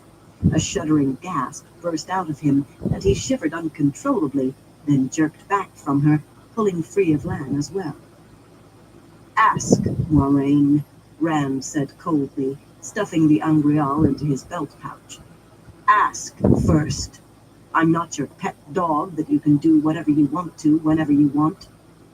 He scrubbed his hands together to rub away the tiny trickle of blood. Egwene made that vexed sound again, childish and ungrateful to boot. He could stand by himself now, though his eyes still looked weary, and she did not have to see his palm to know the tiny puncture was gone, as if it had never been. Purely ungrateful. Surprisingly, Lan did not call him down for speaking to Moiraine in that fashion. It came to her that the Aiel had gone absolutely still now that they had the mules quieted. They stared outward warily, not toward the valley and the fog-shrouded city that must be Rhoidion, but at 2 camps, one to either side of them, perhaps half a mile away. The 2 clusters of dozens upon dozens of low, open-sided tents, one twice as large as the other, clung to the mountain slope and very nearly disappeared against it. But the gray-brown Aiel in each camp were clearly visible, short spears and arrow-nocked hornbows in hand, veiling themselves if they were not already. They seemed poised on the balls of their feet, ready to attack. The peace of Rhoidion, a woman's voice called from upslope. and Egwene could feel the tension leaving the Aiel surrounding her. Those among the tents began lowering their veils, though they still watched cautiously. There was a third, much smaller encampment farther up the mountain, she realized, a few of the low tents on a small level patch. 4 women were walking down from that camp, sedate and dignified in dark, bulky skirts and loose white blouses, with brown or gray shawls around their shoulders, despite heat that was beginning to make Egwene feel lightheaded, There's and round many one. necklaces and bracelets of ivory and gold. 2 had white hair, 1 hair the color of the sun, flowing down their backs to the waist and held back from their faces by folded kerchiefs tied around the forehead. Egwene recognized one of the white-haired women, Anise, the wise one she had met in Tel Run. Again she was struck by the contrast between Anise's sun-darkened features and her snowy hair. The wise one just did not look old enough. The second white-haired woman had a creased, grandmotherly face, and one of the others, with gray-streaked dark hair, seemed almost as old. She was sure all 4 were wise ones, very likely the same who had signed that letter to Moiraine. The Aiel women stopped 10 paces upslope from the gathering around the portal stone, and the grandmotherly woman spread her open hands, speaking in an aged yet powerful voice. The peace of Rhoidian be on you. Who comes to Chaendare may return to their holds in peace. There shall be no blood on the ground. With that, the Aiel from Tyr began to separate, quickly apportioning the pack animals and the contents of the hampers. They were not dividing by societies now. Egwene saw maidens going with several groups, some of which immediately began making their way around the mountain, avoiding each other and the camps, peace of Rhoidian or no. Others strode toward one or the other large cluster of tents, where finally weapons were being put down. Not everyone had been sure of the peace of Rhoidian. Lan released the hilt of his still-sheathed sword, although Egwene had not seen him put his hands on That's it, fucking crazy. and Matt hastily slipped a pair of knives back into his sleeves. I'd be getting mad if they kept Rand stood knocking. with his thumbs tucked behind his belt, but there was clear relief in his eyes. Egwene looked for Avienda to ask a few questions before she approached Anise. Surely the Aiel woman would be a little more forthcoming about the wise ones here, in her own land. She spotted the maiden, carrying a large, clinking jute sack and 2 rolled wall hangings over her shoulder, as she started briskly for one of the big encampments. You will stay, Avienda, the wise one with gray streaks in her hair said loudly. Avienda stopped in her tracks, not looking at anyone. Egwene started to go to her, but Moiraine murmured, Best not to interfere. I doubt she will want sympathy, or see anything else if you offer it. Egwene nodded in spite of herself. Avienda did look as if she wanted to be left alone. What did the wise ones want with her? Had she broken some rule, some law? She herself would not have minded some more company. She felt very exposed, standing there with no Aiel around her, and all those among the tents watching. The Aiel who had come from the stone had been courteous, even when not exactly friendly. The watchers looked neither. It was a temptation to embrace Saidar. Only Moiraine, serene and cool as ever despite perspiration on her face, and Lan, as unperturbed as the rocks around them, kept her from it. They would know if there was danger. As long as they accepted the situation, she would. But she did wish those Aiel would stop staring. Ruark climbed the slope with a smile. I am come back. That's where you put a little sign Though beneath not it by the saying, way you expected, I will wager. anyone I who knew disturbs you would be here today, gets a shade of my $50 heart. charge. She reached up to touch his cheek, letting her brown shawl fall down onto her arms. My sister wife sends her heart to you. That's what you meant about dreaming, Egwene said softly to Moiraine. Lan was the only other close enough to hear. That's why you were willing to let Rand try to bring us here by portal stone. They knew about it and told you in that letter. No, that doesn't make sense. If they had mentioned a portal stone, you wouldn't have tried talking him out of it. They knew we'd be here, though. Moiraine nodded without taking her eyes from the wise ones. They wrote that they would meet us here on Cheyendair today. I thought it unlikely until Rand mentioned the stones. When he was sure, certain beyond my dissuading, that one existed here, let us just say, it suddenly seemed very likely we would reach Cheyendair today. Egwene took a deep breath of hot air. So that was one of the things dreamers could do. She could not wait to start learning. She wanted to go after Ruark and introduce herself to Amis, reintroduce herself. But Ruark and Amis were looking into one another's eyes in a way that excluded intruders. A man had come out from each of the camps, one tall and broad-shouldered, flame-haired, and still short of his middle years, the other older and darker, no less tall but more slender. Hell They stopped yeah. a few paces to either That's what I would side of do. Ruark and the Wise Ones. The older, leathery-faced man carried no visible weapon except his heavy-bladed belt knife, but the other carried spears and hide buckler and held his head high with a fiercely prideful scowl directed at Ruark. Ruark ignored him, turning to the older man. I see you, Hiram. Has one of the Sept chiefs decided I am already dead? Who seeks to take my place? I see you, Ruark. No one of the Tardad has entered Roy Dion or seeks to. Amis said she would come meet you here today, and these other wise ones traveled with her. I brought these men of the Jindo Sept to see they arrived safely. Ruark nodded solemnly. Egwene had the feeling something important had just been said or hinted at. The wise ones did not look at the fiery-haired man, and neither did Ruark or Hirn. But from the color rising in the fellow's cheeks, they might as well have been staring at him. She glanced at Moiraine and got a tiny shake of the head. The Aes Sedai did not understand either. Lan leaned down between them, speaking quietly.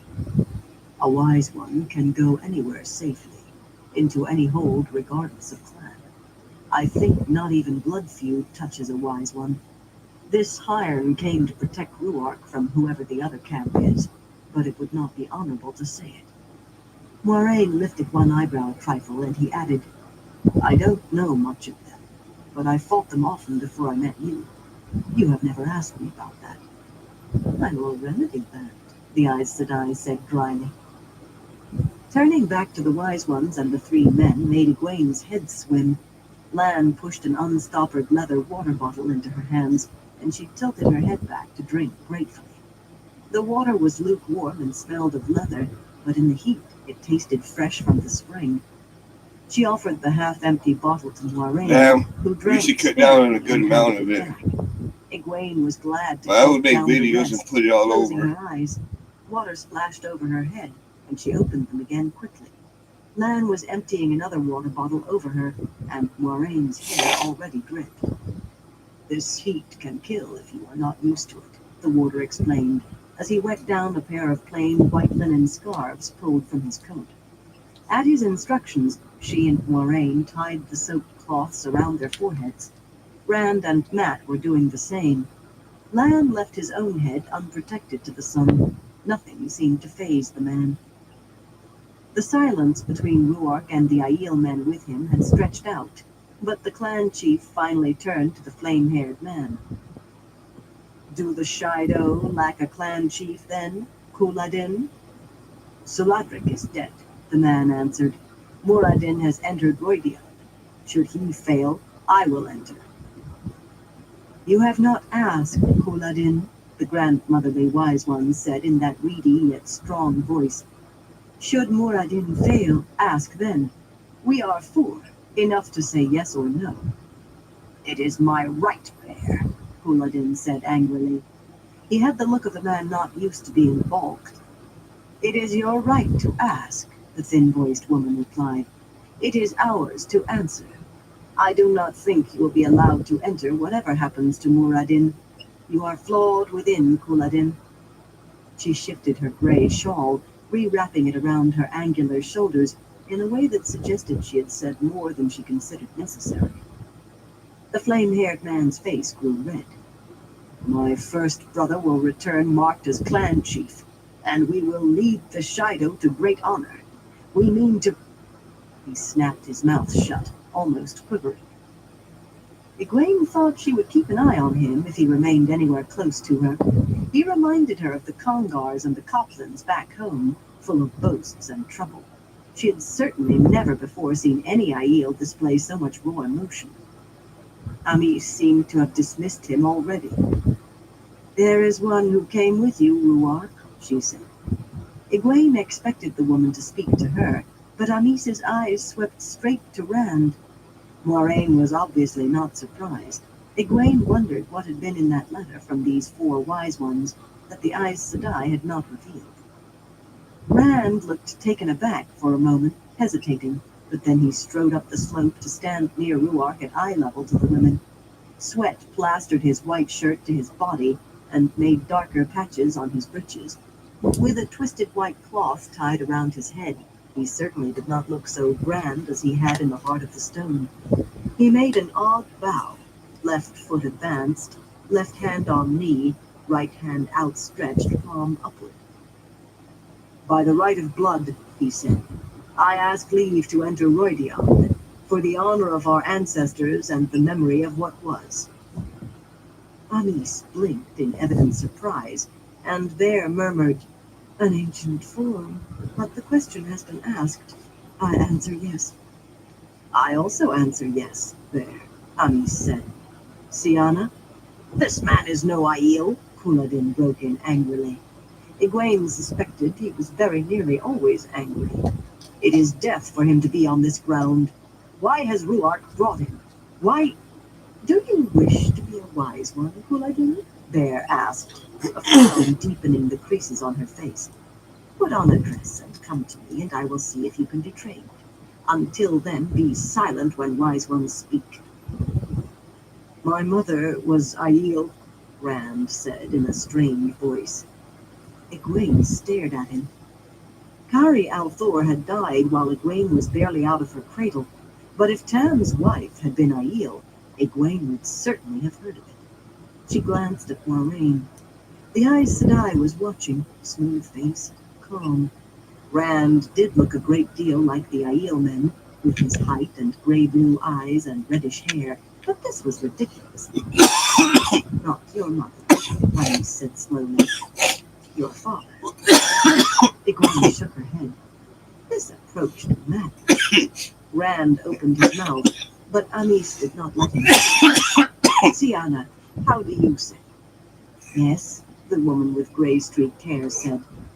"Melaine?" The last of the 4, a handsome woman with golden-red hair, no more than 10 or 15 years older than Egwene, hesitated. "It must be done," she said finally, and unwillingly. "I answer yes." "You have been answered," Amis told Rand.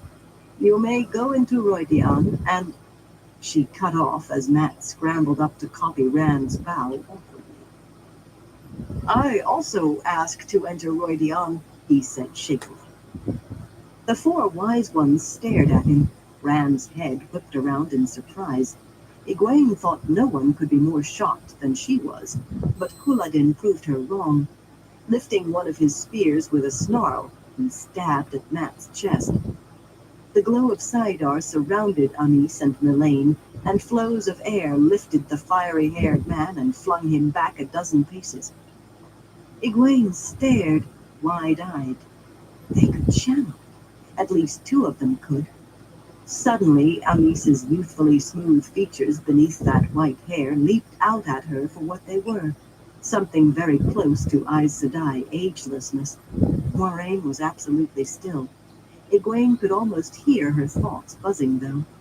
This was plainly as much of a surprise to the Aes Sedai as to herself.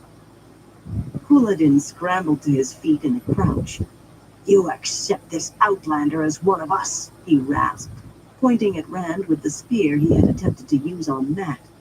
"If you say it, then so be it. He is still a soft wetlander, and Rhoydion will kill him." The spear swung to Matt, who was trying to slip a knife back up his sleeve without being noticed. "But it is death for him to be here, and sacrilege for him to even ask to enter Rhoydion. None but those of the blood may enter. None." "Go back to your tents, Couladin," Melaine said coldly. And you, Harn, and you as well, Ruark. This is business of wise ones, and none of men, save those who have asked. Go. Ruark and Harn nodded and walked away toward the smaller tents, talking together. Couladin glared at Rand and Matt and at the wise ones before jerking around and stalking off toward the larger camp. The wise ones exchanged glances. Troubled glances, Egwene would have said, though they were almost as good as Aes Sedai at keeping their faces blank when they wanted to. It is not permitted, Amis said finally. Young man, you do not know what you have done. Go back with the others. Her eyes brushed across Egwene and Moiraine and Lan, standing alone now with the horses near the wind-scoured stone. Egwene could not find any recognition for her in that glance. I can't, Matt sounded desperate. I've come this far, but this doesn't count, does it? I have to go, Moidia. It is not permitted, Melaine said sharply, her long red-gold hair swinging as she shook her head. You have no Aiel blood in your veins. Rand had been studying Matt all this time. He comes with me, he said suddenly. You gave me permission, and he can come with me whether you say he can or not. He stared back at the wise ones, not defiantly, merely determined, set in his mind. Egwene knew him like this. He would not back down, whatever they said. It is not permitted, Melaine said firmly, addressing her sisters. She pulled her shawl up to cover her head. The law is clear. No woman may go to Rhuidean more than twice, no man more than once, and none at all save they have the blood of Aiel. Siana shook her head. Much is changing, Melaine. The old ways, if he is the one, Bear said. The time of change is upon us. Aes Sedai stand on Cheyen there, and An align with his shifting cloak. Can we hold to the old ways still, knowing how much is to change? We cannot hold, Amis said. All stands on the edge of change now. Melaine? The golden-haired woman looked at the mountains around them and the fog-shrouded city below, then sighed and nodded. It is done, Amis said, turning to Rand and Matt. You, she began, then paused. By what name do you call yourself? Rand al'Thor. Matt Cawthon. Amis nodded. You, Rand al'Thor, must go into the heart of Rhuidean, to the very center. If you wish to go with him, Matt Cawthon, so be it. But know that most men who enter Rhuidean's heart do not come back, and some return mad. You may carry neither food nor water, in remembrance of our wanderings after the breaking. You must go to Rhuidean unarmed, save with your hands and your own heart, to honor the Jinn. If you have weapons, place them on the ground before us. They will be here for you when you return. If you return. Rand unsheathed his belt knife and laid it at Amis's feet, then, after a moment, added the green stone carving of the round little man. That is the best I can do, he said. Matt began with his belt knife and kept right on, pulling knives from his sleeves and under his coat, even one from down the back of his neck, fashioning a pile that seemed to impress even the Aiel women. He made as if to stop, looked at the women, then took two more from each boot top. I forgot them, he said with a grin and shrug. The wise one's unblinking looks wiped his grin away. They are pledged to Rhuidean, Amis said formally, looking over the men's heads, and the other three responded together. Rhuidean belongs to the dead.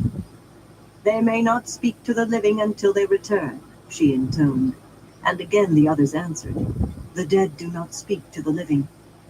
We do not see them until they stand among the living once more. Amis drew her shawl across her eyes, and one by one the other three did the same. Faces hidden, they spoke in unison. Begone from among the living, and do not haunt us with memories of what is lost. Speak not of what the dead see. Silent then, they stood there, holding their shawls up, waiting. Rand and Matt looked at one another. Egwene wanted to go to them, to speak to them. They wore the fixed, too steady faces of men who did not want anyone to know they were uneasy or afraid, but that might break the ceremony. Finally, Mac barked a laugh. Well, I suppose the dead can talk to each other at least. I wonder if this counts for... No matter. Do you suppose it's all right if we ride? I don't think so, Rand said. I think we have to walk. Oh, burn my aching feet. We might as well get on with it then. It'll take half the afternoon just to get there, if we're lucky. Rand gave Egwene a reassuring I'll be smile right as they back. started down the mountain, as if to convince her there was no danger, nothing untoward. Matt's grin was the sort he wore when doing something particularly foolish, like trying to dance on the peak of a roof.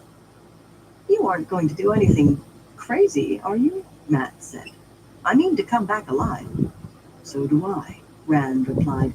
So do I. They passed from hearing, growing smaller and smaller as they descended. When they had dwindled to tiny shapes, barely distinguishable as people, the wise ones lowered their shawls. Straightening her dress and wishing she were not so sweaty, Egwene climbed the short distance to them leading this. Amis, I'm Egwene Alvier. You said I should... Amis cut her off with a raised hand and looked to where Lan was leading Mandarb and Pips and Giaden behind Moraine and Aldi. This is women's business now, Anna Line. You must stand aside. Go to the tents. Ruark will offer you water and shade. Don't fall Lan for it, waited for Lan. Moraine's slight nod before bowing and walking off in the direction Ruark had gone. The shifting cloak hanging down his back sometimes gave him the appearance of a disembodied head and arms floating across the ground ahead of the three horses. Why do you call him that? Moraine asked when he was out of earshot. One man. Do you know him? We know of him, Aes Sedai. Amis made the title sound an address between equals. The last of the Malkiri, the man who will not give up his war against the Shadow, though his nation is long destroyed by it. There is much honor in him. I knew from the dream that if you came, it was almost certain Anna Line would as well, but I did not know he obeyed you. He is my warder, Moraine said simply. Egwene thought the Aes Sedai was troubled despite her tone, and she knew why. Almost certain Lan would come with Moraine? Lan always followed Moraine. He would follow her into the pit of doom without blinking. Nearly as interesting to Egwene was, if you came. Had the wise ones known they were coming or not? Perhaps interpreting the dream was not as straightforward as she hoped. She was about to ask when Bear spoke. Avienda, come here. Avienda had been squatting disconsolately off to one side, arms wrapped around her knees, staring at the ground. She stood slowly. If Egwene had not known better, she would have thought the other woman was afraid. Avienda's feet dragged as she climbed to where the wise ones stood and set her bag and rolled wall hangings at her feet. It is time, Bear said, not ungently. Still, there was no compromise in her pale blue eyes. You have run with the spears as long as you can. Longer than you should have. Avienda flung up her head defiantly. I am a maiden of the spear. I do not want to be a wise one. I will not be. The wise ones' faces hardened. Egwene was reminded of the women's circle back home, confronting a woman who was heading off into some foolishness. You have already been treated more gently than it was in my day, Amis said in a voice like stone. I too refused when called. My spear sisters broke my spears before my eyes. They took me to Bear and Codalen, bound hand and foot and wearing only my skin. And a pretty little doll tucked under your arm, Bear said dryly, to remind you how childish you were. As I remember, you ran away 9 times in the first month. Amis nodded grimly, and was made to blubber like a child for each of them. I only ran away 5 times the second month. I thought I was as strong and hard as a woman could be. I was not smart, though. It took me half a year to learn you were stronger and harder than I could ever be, Bear. Eventually, I learned my duty, my obligation, as you will, Avienda. Such as you and I, we have that obligation. You are not a child. It is time to put away dolls and spears and become the woman you are meant to be. Abruptly, Egwene knew why she had felt such a kinship with Avienda from the first, knew why Amis and the others meant her to be a wise one. Avienda could channel, like herself, like Elaine and Nynaeve, and Moiraine for that matter. She was one of those rare women who not only could be taught to channel, but who had the ability born in her, so she would touch the true source eventually, whether she knew what she was doing or not. Moiraine's face was still, calm, but Egwene saw confirmation in her eyes. The Aes Sedai had surely known from the first time she came within arm's reach of the Aiel woman. Egwene realized she could feel that same kinship with Amis and Mylene. Not with Bear or Sienna, though. Only the first two could channel. She was sure of it. And now she could sense the same in Moiraine. It was the first time she had ever felt that. The Aes Sedai was a distant woman. Some of the wise ones, at least, apparently saw more in Moiraine's face. You meant to take her to your White Tower, Bear said, to make her one of you. She is Aiel, Aes Sedai. She can be very strong if she is trained properly, Moiraine replied. As strong as Egwene will be. In the tower she can reach that strength. We can teach her as well, Aes Sedai. Mylene's voice was smooth enough, but contempt tinged her unwavering green-eyed stare. Better. I have spoken with Aes Sedai. You coddle women in the tower. The threefold land is no place for coddling. Avienda will learn what she can do while you would still have her playing games. Egwene gave Avienda a concerned look. The other woman was staring at her feet, defiance gone. If they thought training in the tower was coddling, she had been worked harder and disciplined more strictly as a novice than ever before in her life. She felt a true pang of sympathy for the Aiel woman. Anis held out her hands, and Avienda reluctantly laid her spears and buckler in them, flinching when the wise one threw them aside to clatter on the ground. Slowly, Avienda slid her cased bow from her back and surrendered it, unbuckled the belt holding her quiver and sheathed knife. Amis took each offering and tossed it away like rubbish. Avienda gave a little jerk each time. A tear trembled at the corner of one blue-green eye. Do you have to treat her this way? Egwene demanded angrily. Amis and the others turned flat stares on her, but she was not about to be intimidated. You are treating things she cares about as trash. She must see them as trash, Sienna said. When she returns, if she returns, she will burn them and scatter the ashes. The metal she will give to a smith to make simple things, not weapons, not even a carving knife. Buckles or pots or puzzles for children, things she will give away with her own hands when they are made. The threefold land is not soft, Aes Sedai, Bear said. Soft things die here. The cutting Round sword, 2 started. Avienda. Amis gestured to the discarded weapons. Your new clothes will await your return. Mechanically, Avienda stripped, tossing coat and breeches, soft boots, everything onto the pile. Naked, she stood without wriggling a toe, though Egwene thought her own feet would blister through her shoes. She remembered watching as the clothes she had worn to the White Tower were burned, a severing of ties to an earlier life, but it had not been like this. Not this stark. When Avienda started to add the sack and the wall hangings to the pile, Sienna took them from her. These you can have back, if you return. If not, they will go to your family for remembrance. Avienda nodded. She did not seem afraid, reluctant, angry, even sullen, but not afraid. In Roidia, Amis said, you will find 3 rings arranged so. She drew 3 lines in the air, joining together in the middle. Step through any one. You will see your future laid before you again and again in variation. They will not guide you wholly, as is best, for they will fade together as do stories heard long ago. Yet you will remember enough to know some things that must be for you, despised as they may be, and some that must not, cherished hopes that they are. This is the beginning of being called wise. Some women never return from the rings. Perhaps they could not face the future.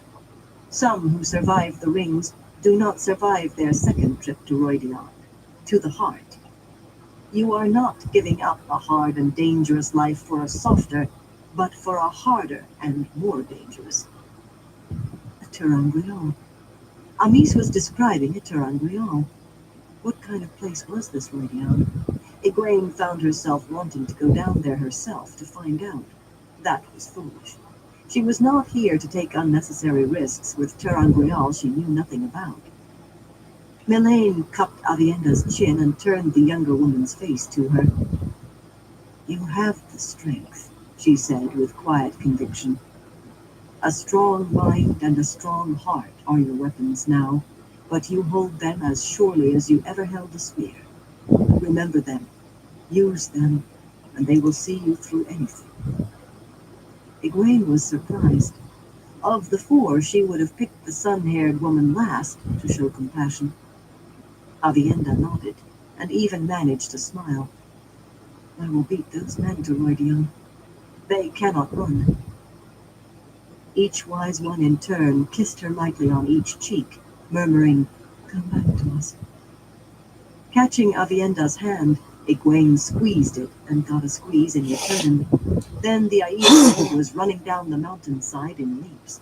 It seemed she might well catch up to Rand and Matt. Egwene watched her go worriedly.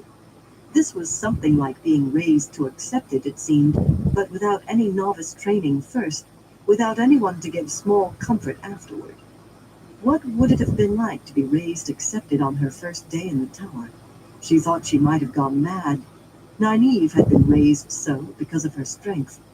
She thought at least some of Nynaeve's distaste for Aes Sedai came from what she had experienced then. Come back to us, she thought. Be steadfast. When Avienda passed out of sight, Egwene sighed and turned back to the wise ones. She had her own purpose here, and holding back from it would help no one. Amis, in Tel Iran you told me I should come to you to learn. I have. Haste, the white-haired woman said. We have been hasty because Avienda struggled so long against her toe, because we feared the Shido might don veils, even here, if we did not send Randall Thor into Roidion before they could think. You believe they'd have tried to kill him? Egwene said. But he's the one you sent people over the Dragon Wall to find. He who comes with the dawn. Bear shifted her shawl. Perhaps he is. We shall see.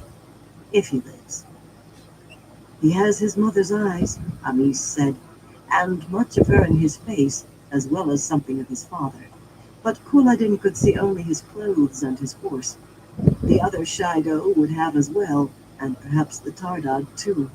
Outlanders are not allowed on this ground, and now there are 5 of you. No, 4. Randall Thor is no outlander, wherever he was raised. But we have already allowed one to enter Roidion, which is also forbidden. Change comes like an avalanche, whether we want it or not. It must come, Bear said, not sounding happy. The pattern plants us where it will. You knew Rand's parents? Egwene asked cautiously. Whatever they said, she still thought of Tam and Carrie Althor as Rand's parents. That is his story, Amis said, if he wants to hear it. By the firmness of her mouth, she would not say another word on the subject. Come, Bear said. There is no need for haste now. Come, we offer you water and shade. Egwene's knees nearly buckled at the mention of shade. The once sopping kerchief around her forehead was almost dry. The top of her head felt baked, and the rest of her scarcely less. Moiraine seemed just as grateful to follow the wise ones up to one of the small clusters of low, open-sided tents. A tall man in sandals and hooded white robes took their horses' reins. His Aiel face looked odd in the deep, soft cowl, with downcast eyes. "Give the animals water," Bear said, before ducking into the low, unwalled tent, and the man bowed to her back, touching his forehead. Egwene hesitated over letting the man lead Mist away. He seemed confident, but what would an Aiel know of horses? Still, she did not think he would harm them, and it did look wonderfully darker inside the tent. It was, and delightfully cool compared to outside. The roof of the tent rose to a peak around a hole, but even under that there was barely room to stand. As if to make up for the drab colors the Aiel wore, large gold-tasseled red cushions lay scattered over brightly colored carpets, layered thickly enough to pad the hard ground beneath. Egwene and Moiraine imitated the wise ones, sinking to the carpet and leaning on one elbow on a cushion. They were all in a circle, nearly close enough to touch the next woman.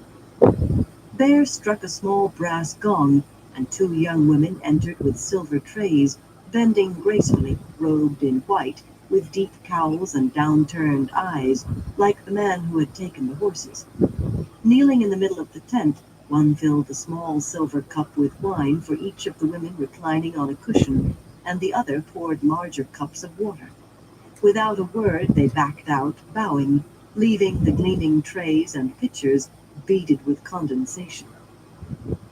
"Here is water and shade," Bear said, lifting her water. "Freely given. Let there be no constraints between us. All here are welcome, as first sisters are welcome."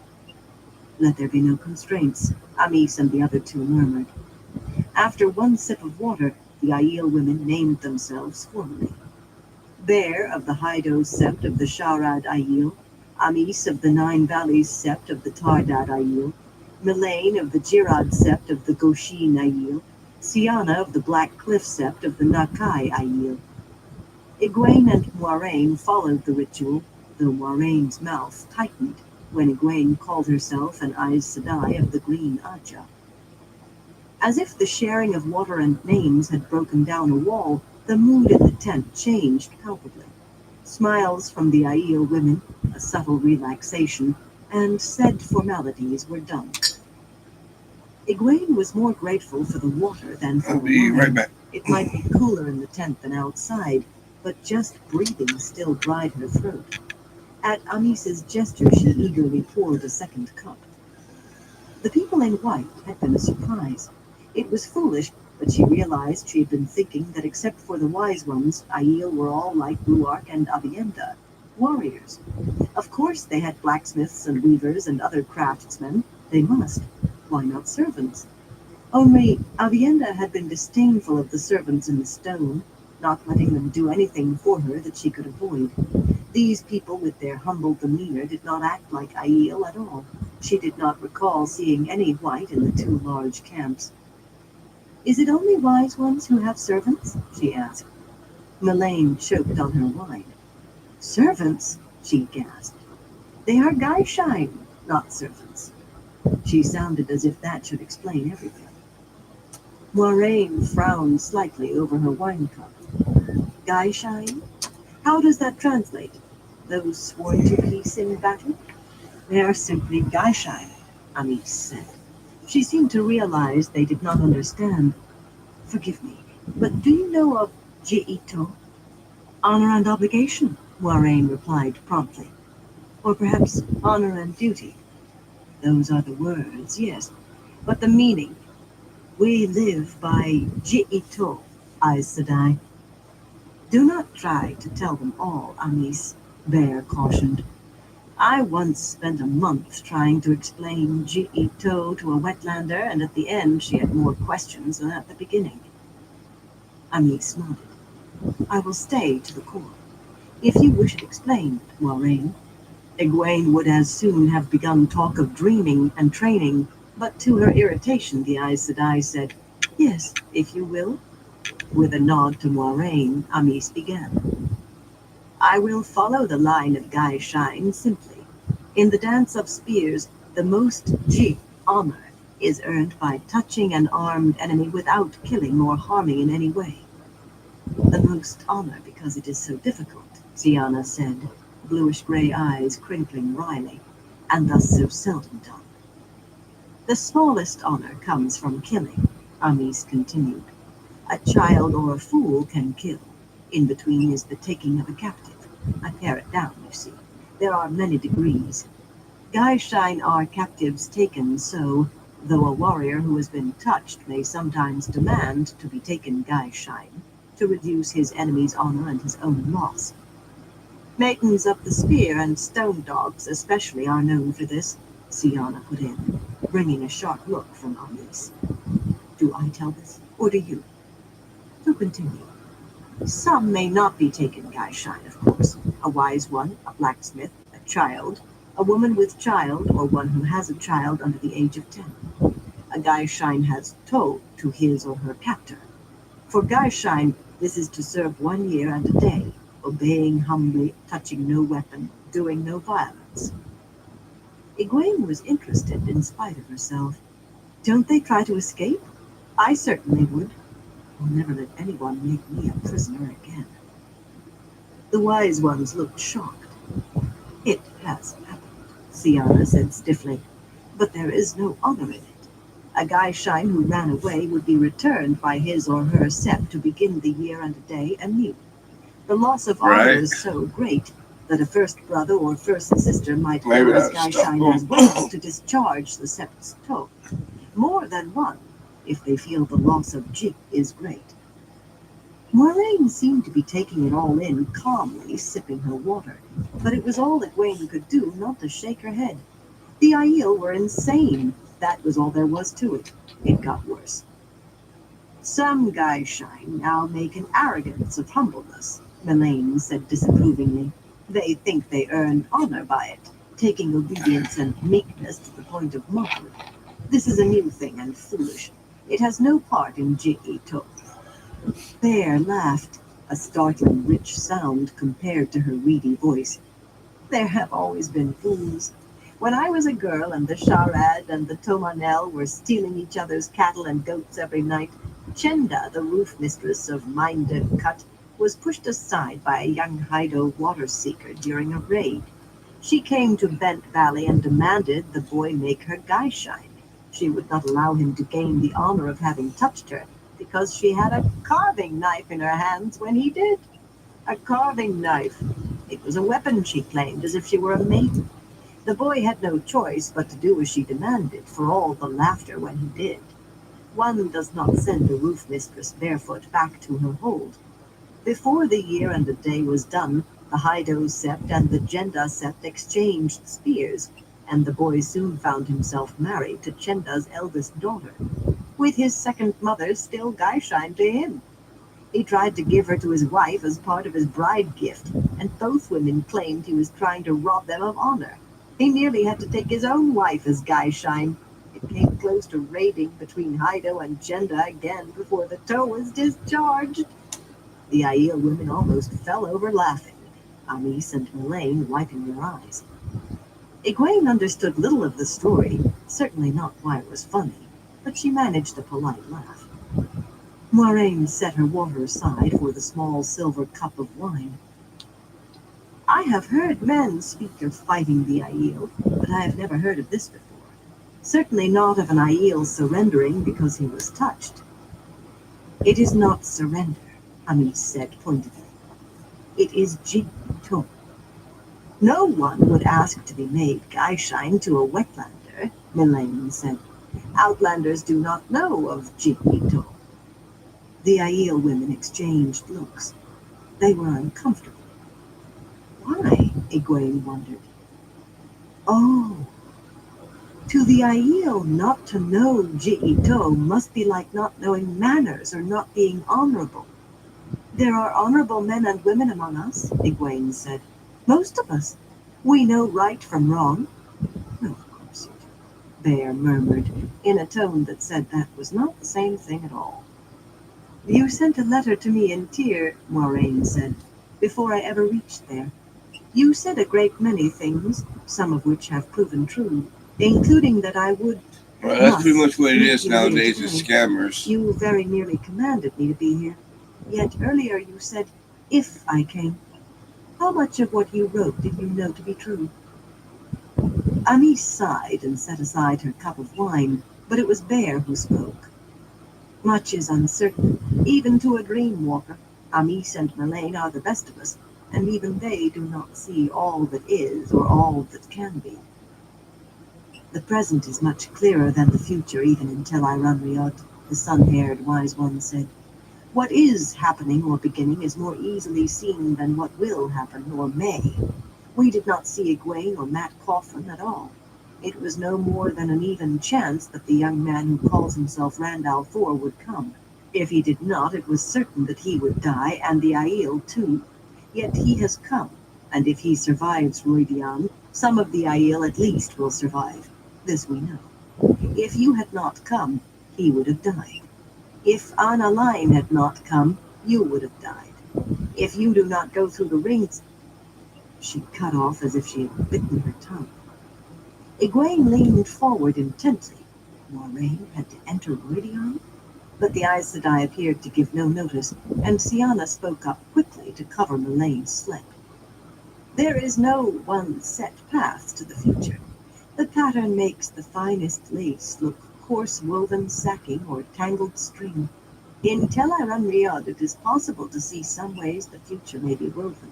No more than that. Moraine took a sip of wine. The old tongue is often difficult to translate. Egwene stared at her. The old tongue? What about the rings? The ter'angreal? But Moraine went blithely on. Tel Riot means the world of dreams, or perhaps the unseen world. Neither is really exact. It is more complex than that. Analine, one man, but also the man who is an entire people, and 2 or 3 other ways to translate it as well. And the words we have taken for common use and never think of their meanings in the old tongue. Warders are called Gaidin, which was brothers to battle. Aes Sedai meant servant of all, and Aiel, dedicated in the old tongue. Stronger than that. It implies an oath written into your bones. I have often wondered what the Aiel are dedicated to. The wise ones' faces had gone to iron, but Moraine continued. And Jen Aiel, the true dedicated, but again stronger. Perhaps the only true dedicated. The only true Aiel? She looked at them questioningly, just as if they did not suddenly have eyes of stone. None of them spoke. What was Moraine doing? Egwene did not intend to allow the Aes Sedai to ruin her chances of learning whatever the Wise Ones could teach her.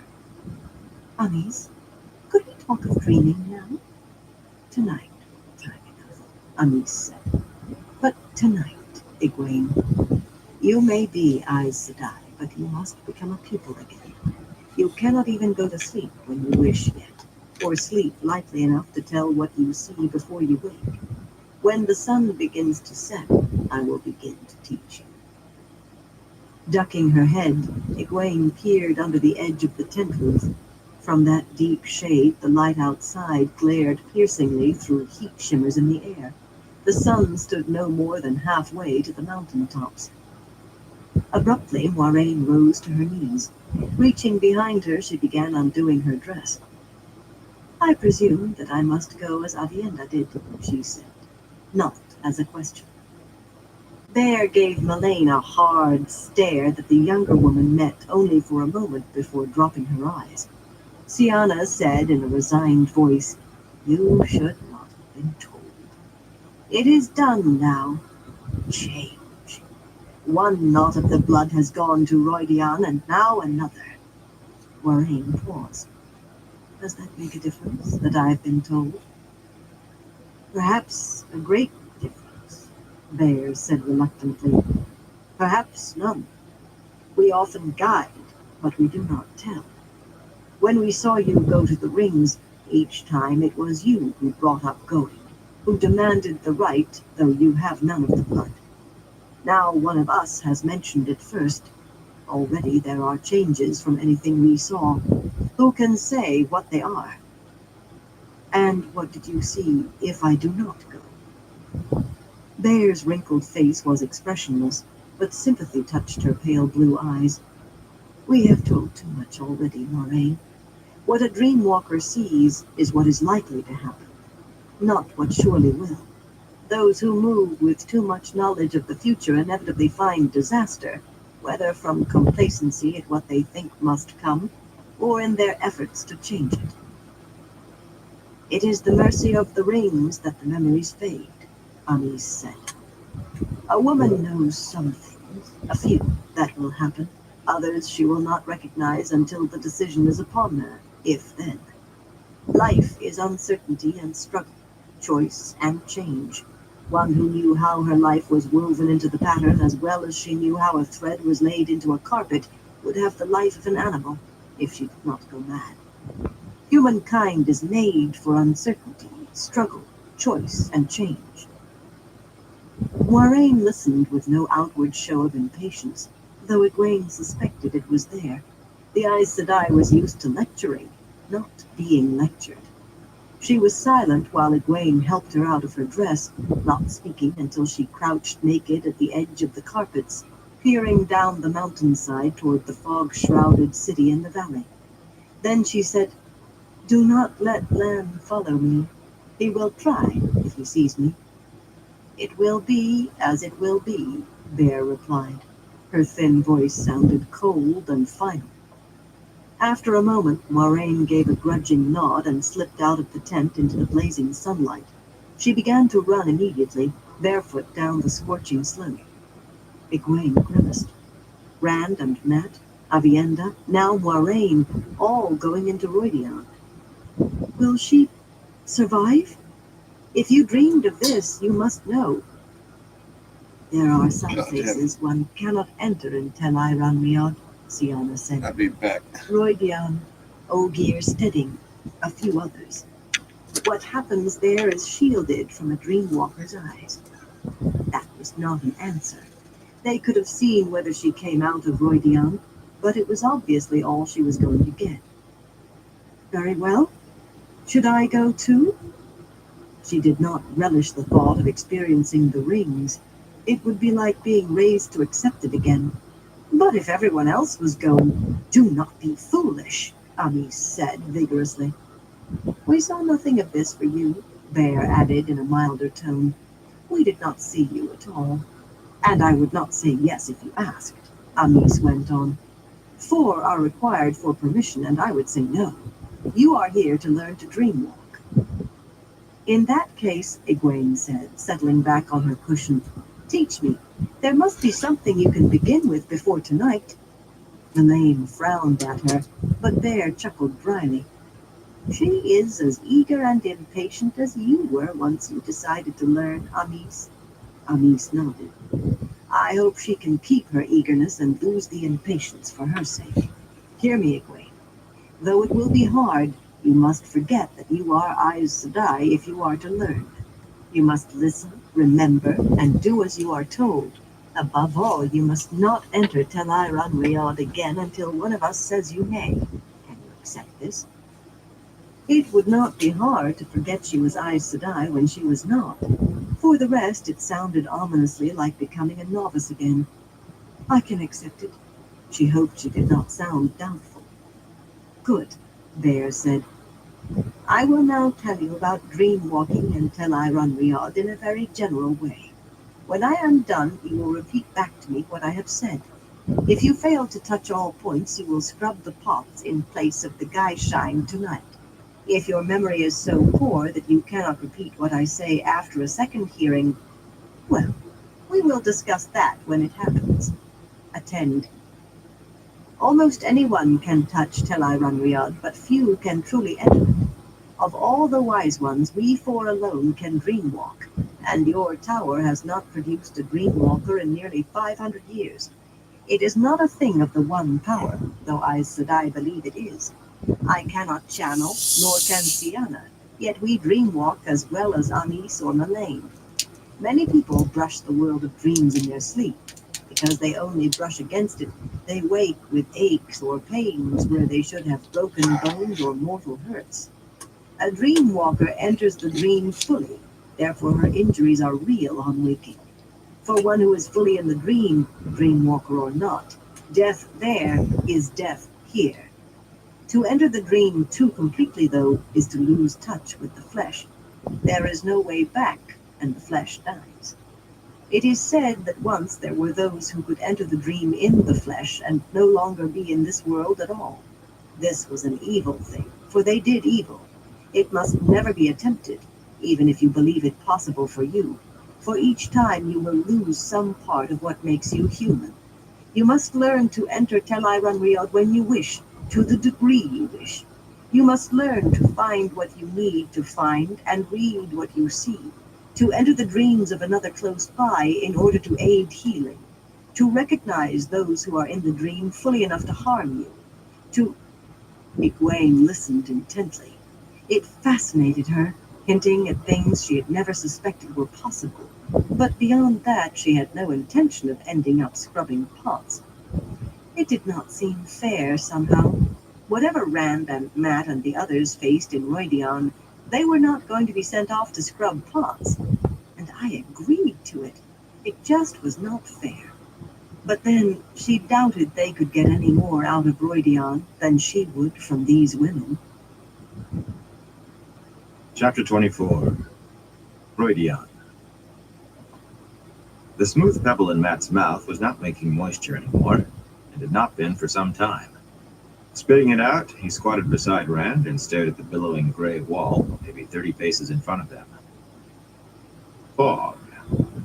He hoped at least it was cooler in there than out here, and some water would be appreciated. His lips were cracking. He pulled the scarf from around his head and wiped his face, but there was not much sweat to dampen the cloth. Not much sweat remained in him to come out. A place to sit down. His feet felt like cooked sausages inside his boots. He felt pretty well cooked all over, for that matter. The fog stretched left and right, better than a mile, and bulked over his head like a towering cliff. A cliff of thick mist in the middle of a barren, blistered valley. There had to be water in there. Why doesn't it burn off? He did not like that part of it.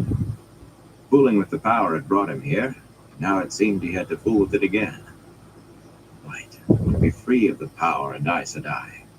Burn me, I do. Anything not to think of stepping into that fog for just a minute more.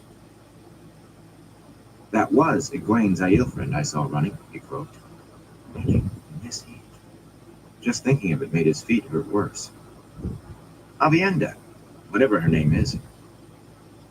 If you say so, Rand said, studying the fog. He sounded as if he had a mouthful of dust. His face was sunburned, and he wavered unsteadily in his crouch. But what would she be doing down here? And naked? Matt let it go. Rand had not seen her. He had hardly taken his eyes off the roiling mist since starting down the mountain. And he did not believe Matt had seen her either. Running like a madwoman and keeping wide of the two of them. Heading for this strange fog, it had seemed to him. Rand appeared no more eager to step into that than he was. He wondered whether he looked as bad as Rand did. Touching his cheek, he winced. He expected he did. Are we going to stay out here all night? This valley is pretty deep. It'll be dark down here in another couple of hours. Might be cooler then. But I don't think I would like to meet whatever runs around this place in the night. Lions, probably. I've heard there are lions in the waste. Are you sure you want to do this, Matt? You heard what the wise one said. You can die in there or go mad. You can make it back to the tents. You left water bottles and a water bag on Pip's saddle. He wished Rand had not reminded him. Best not to think about water. Burn me, no, I don't want to. I have to. What about you? Isn't being the bloody dragon reborn enough for you? You have to be a flaming Aiel clan chief, too? Why are you here? I have to be, Matt. I have to be. Resignation came through the parch in his voice, but something else, too. A hint of eagerness. The man really was mad. He wanted to do this. Rand, maybe that's the answer they give everybody.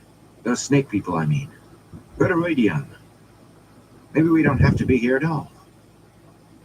He did not believe it, but with that fog staring him in the face, Rand turned his head to look at him, not speaking. Finally he said, "They never mentioned Roydion to me, Matt."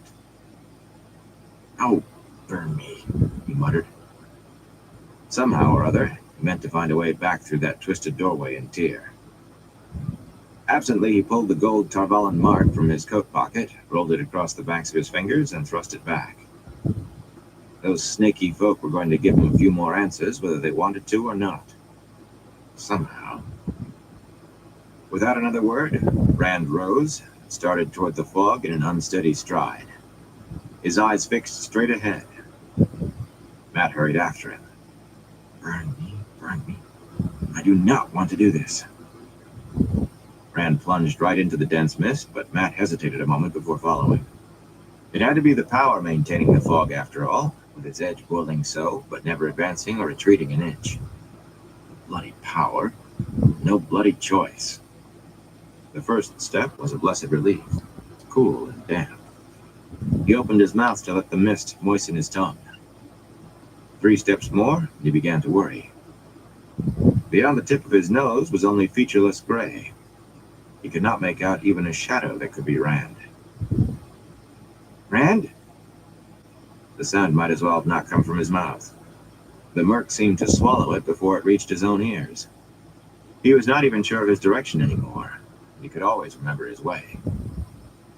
Anything might be ahead of him, or under his feet. He could not see his feet.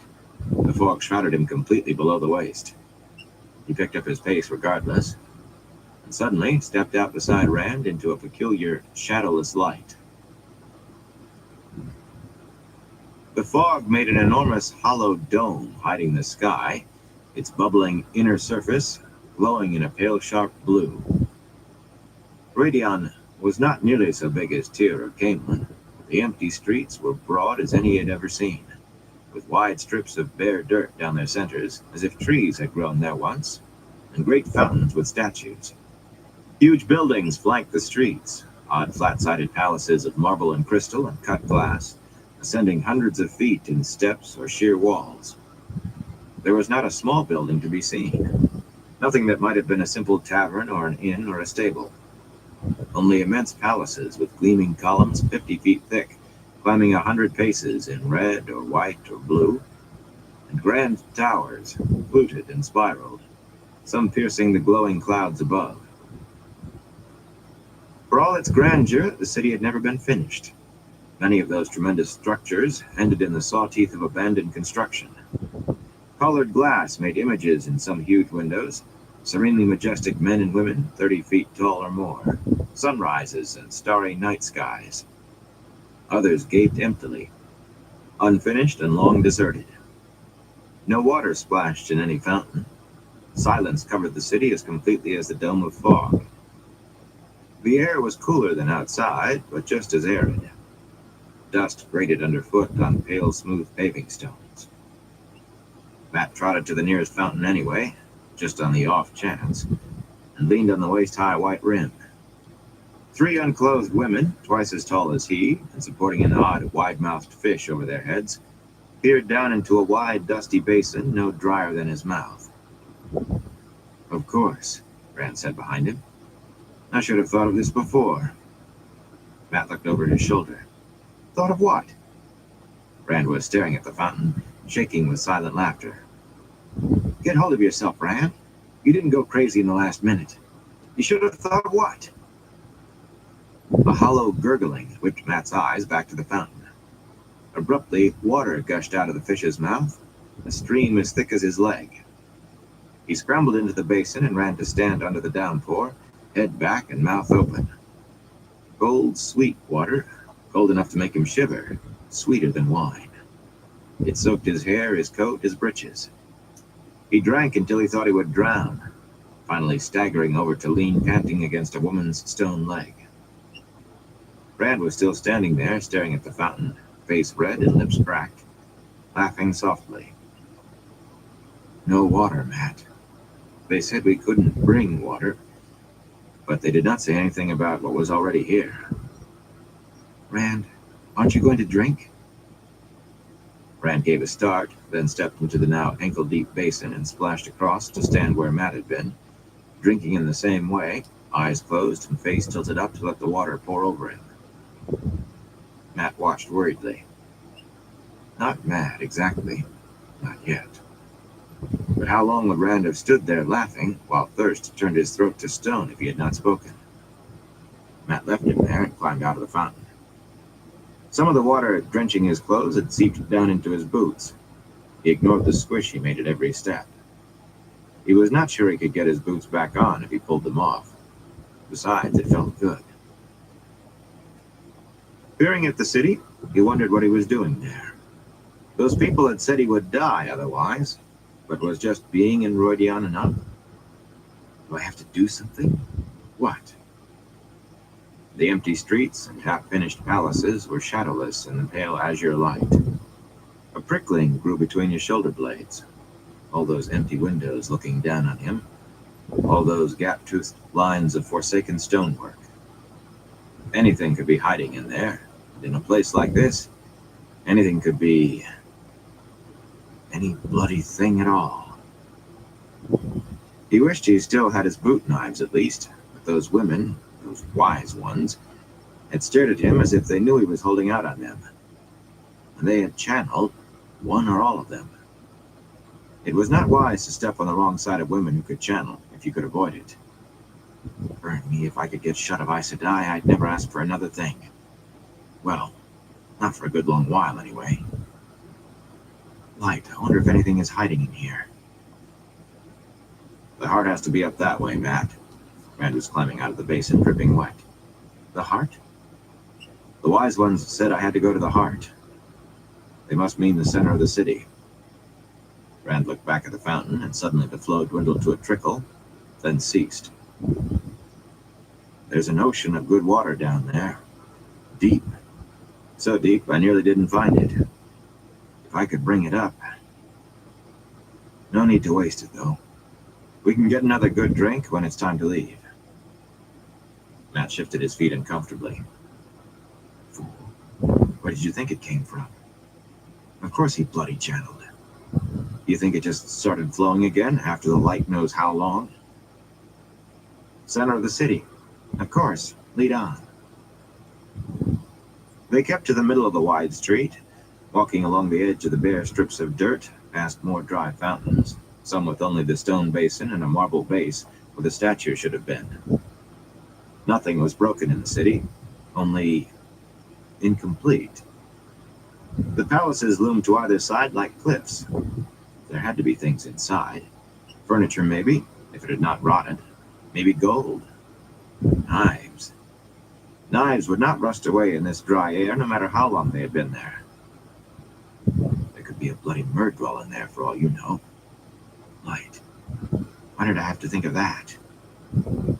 If only he had thought to bring a quarterstaff with him when he left the stone. Maybe he could have convinced the wise ones it was a walking staff. No use thinking of it now. A tree would do, if he had a way to cut a good branch and trim it. If, again. He wondered whether whoever built this city had managed to grow any trees. He had worked on his father's farm too long not to know good dirt when he saw it. These long ribbons of exposed soil were poor, no good for growing anything besides weeds, and not many of those. None now. After they had walked a mile, the street suddenly ended at a great plaza, perhaps as far across as they had walked, and surrounded by those palaces of marble and crystal. Startlingly, a tree stood in the huge square, a good 100 feet tall, and spreading its thick, leafy limbs over a hide of dusty white paving stones. Near what appeared to be concentric rings of clear, glittering glass columns, thin as needles compared to their height, nearly as much as the trees. He would have wondered how a tree could grow here without sunlight if he had not been too busy staring at the astounding jumble filling the rest of the square. A clear lane led from each street Matt could see, straight to the columned rings. But in the spaces between, statues stood haphazardly, life-sized down to half that, in stone or crystal or metal, set right down on a pavement. All among them were... He did not know what to call them at first. A flat, silvery ring, 10 feet across and thin as a blade. A tapering crystal plinth, a pace tall that might have held one of the smaller statues. A shiny black metal spire, narrow as a spear and no longer, yet standing on end as if rooted. Hundreds of things, maybe thousands, in every shape imaginable, every material imaginable, dotting the huge plaza with no more than a dozen feet between any two. It was the black metal spear, so unnaturally erect, that suddenly told him what they must be. Tir-en-brillant. Some sort of things to do with the power, anyway. Some of them had to be. That twisted stone doorway in the stone's great holding had resisted falling over too. He was ready to turn around and go back right then, but Rand continued on, barely looking at what lined his way. Once Rand paused, staring down at two figurines that hardly seemed to deserve a place with the other things. Two statuettes, maybe a foot tall, a man and a woman, each holding a crystal sphere aloft in one hand. He half bent as if to touch them, but straightened so quickly it could almost have been Matt's imagination. After a minute, Matt followed, hurrying to catch up. The closer they came to the scintillating rings of columns, the more he tensed. Those things all around them had to do with the power, and so did the columns. He just knew it. Those impossibly tall, thin shafts sparkled in the bluish light, dazzling the eye. All they said was I had to come here. Well, I'm here. They didn't say anything about the bloody power. Rand stopped so suddenly that Matt went 3 strides nearer the columned rings before realizing it. Rand was staring up at the tree, Matt saw. The tree. Matt found himself moving toward it as if drawn. No tree had trefoil leaves. No tree but one. A tree of legend. Avendisora, Rand said softly. The tree of life. It's here. Under the spreading branches, Matt leaped to catch one of those leaves. His outstretched fingers fell a good pace short of the lowest. He satisfied himself with walking deeper beneath that leafy roof and leaning back against the thick bole. After a moment, he slid down to sit against it. The old stories were true. He felt contentment, peace, well-being. Even his feet did not bother him much. Rand sat down cross-legged nearby. I can believe the stories. Gotam, sitting beneath Avendisora for 40 years to gain wisdom. Right now, I can believe. Matt let his head fall back against the trunk. I don't know that I'd trust birds to bring me food, though. You'd have to get up sometime. But an hour or so would not be bad. Even all day. It doesn't make sense anyway. What kind of food could birds bring in here? What birds? Maybe Rodion wasn't always like this, Matt. Maybe... I don't know. Maybe Avendisora was somewhere else then. Somewhere else, Matt murmured. I would not mind being somewhere else. It feels good, though. Somewhere else? Rand twisted around to look at the tall, thin columns shining so close. Beauty is heavier than a mountain, he sighed. This was part of a saying he had picked up in the borderlands. Death is lighter than a feather, beauty heavier than a mountain. It sounded like pure foolishness to Matt, but Rand was getting up. Matt copied him reluctantly. What do you think we'll find in there? I think I have to go on alone from here, Rand said slowly. What do you mean? Matt demanded. I've come this far, haven't I? I'm not going to turn tail now. Wouldn't I just like to, though? It isn't that, Matt. If you go in there, you come out a clan chief, or you die. Or come out mad. I don't believe there's any other choice. Unless maybe the wise ones go in there. Matt hesitated. To die and live again. That was what they had said. He had no intention of trying to be an Aiel clan chief, though. The Aiel would probably stick spears through him. We'll leave it to luck, he said, pulling the Tarbalan mark from his pocket. Getting to be my lucky coin. Flame, I go in with you. Head, I stay out. He flipped the gold coin quickly before Rand could object. Somehow he missed grabbing it. The mark careened off his fingertips, clinked to the pavement, bounced twice, and landed on edge. He glared at Rand accusingly. Do you do this sort of thing on purpose? Can't you control it? No. The coin fell over, showing an ageless woman's face surrounded by stars. It looks like you stay out here, Matt. Did you just... He wished Rand would not channel around him. Oh, burn me. If you want me to stay out here, I'll stay. Snatching the coin up, he stuffed it back into his pocket. Listen, you go in, do whatever it is you have to, and get back out. I want to leave this place, and I'm not going to stand here forever twiddling my thumbs waiting for you. And you needn't think I'll come in after you either. So you had best be careful. I wouldn't think that of you, Matt, Rand said. Matt stared at him suspiciously. What was he grinning at? So long as you understand, I won't. Go on and be a bloody Aiel chief.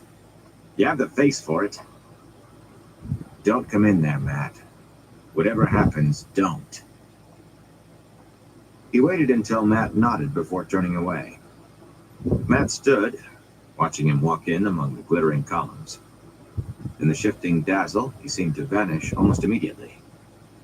A trick of the eye, Matt told himself. That was all it was. A bloody trick of the eye.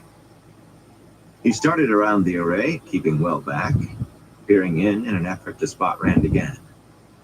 You look out what you're bloody doing, he shouted. You leave me alone in the waste with Moraine and the bloody Aiel, and I'll strangle you, dragon reborn or no.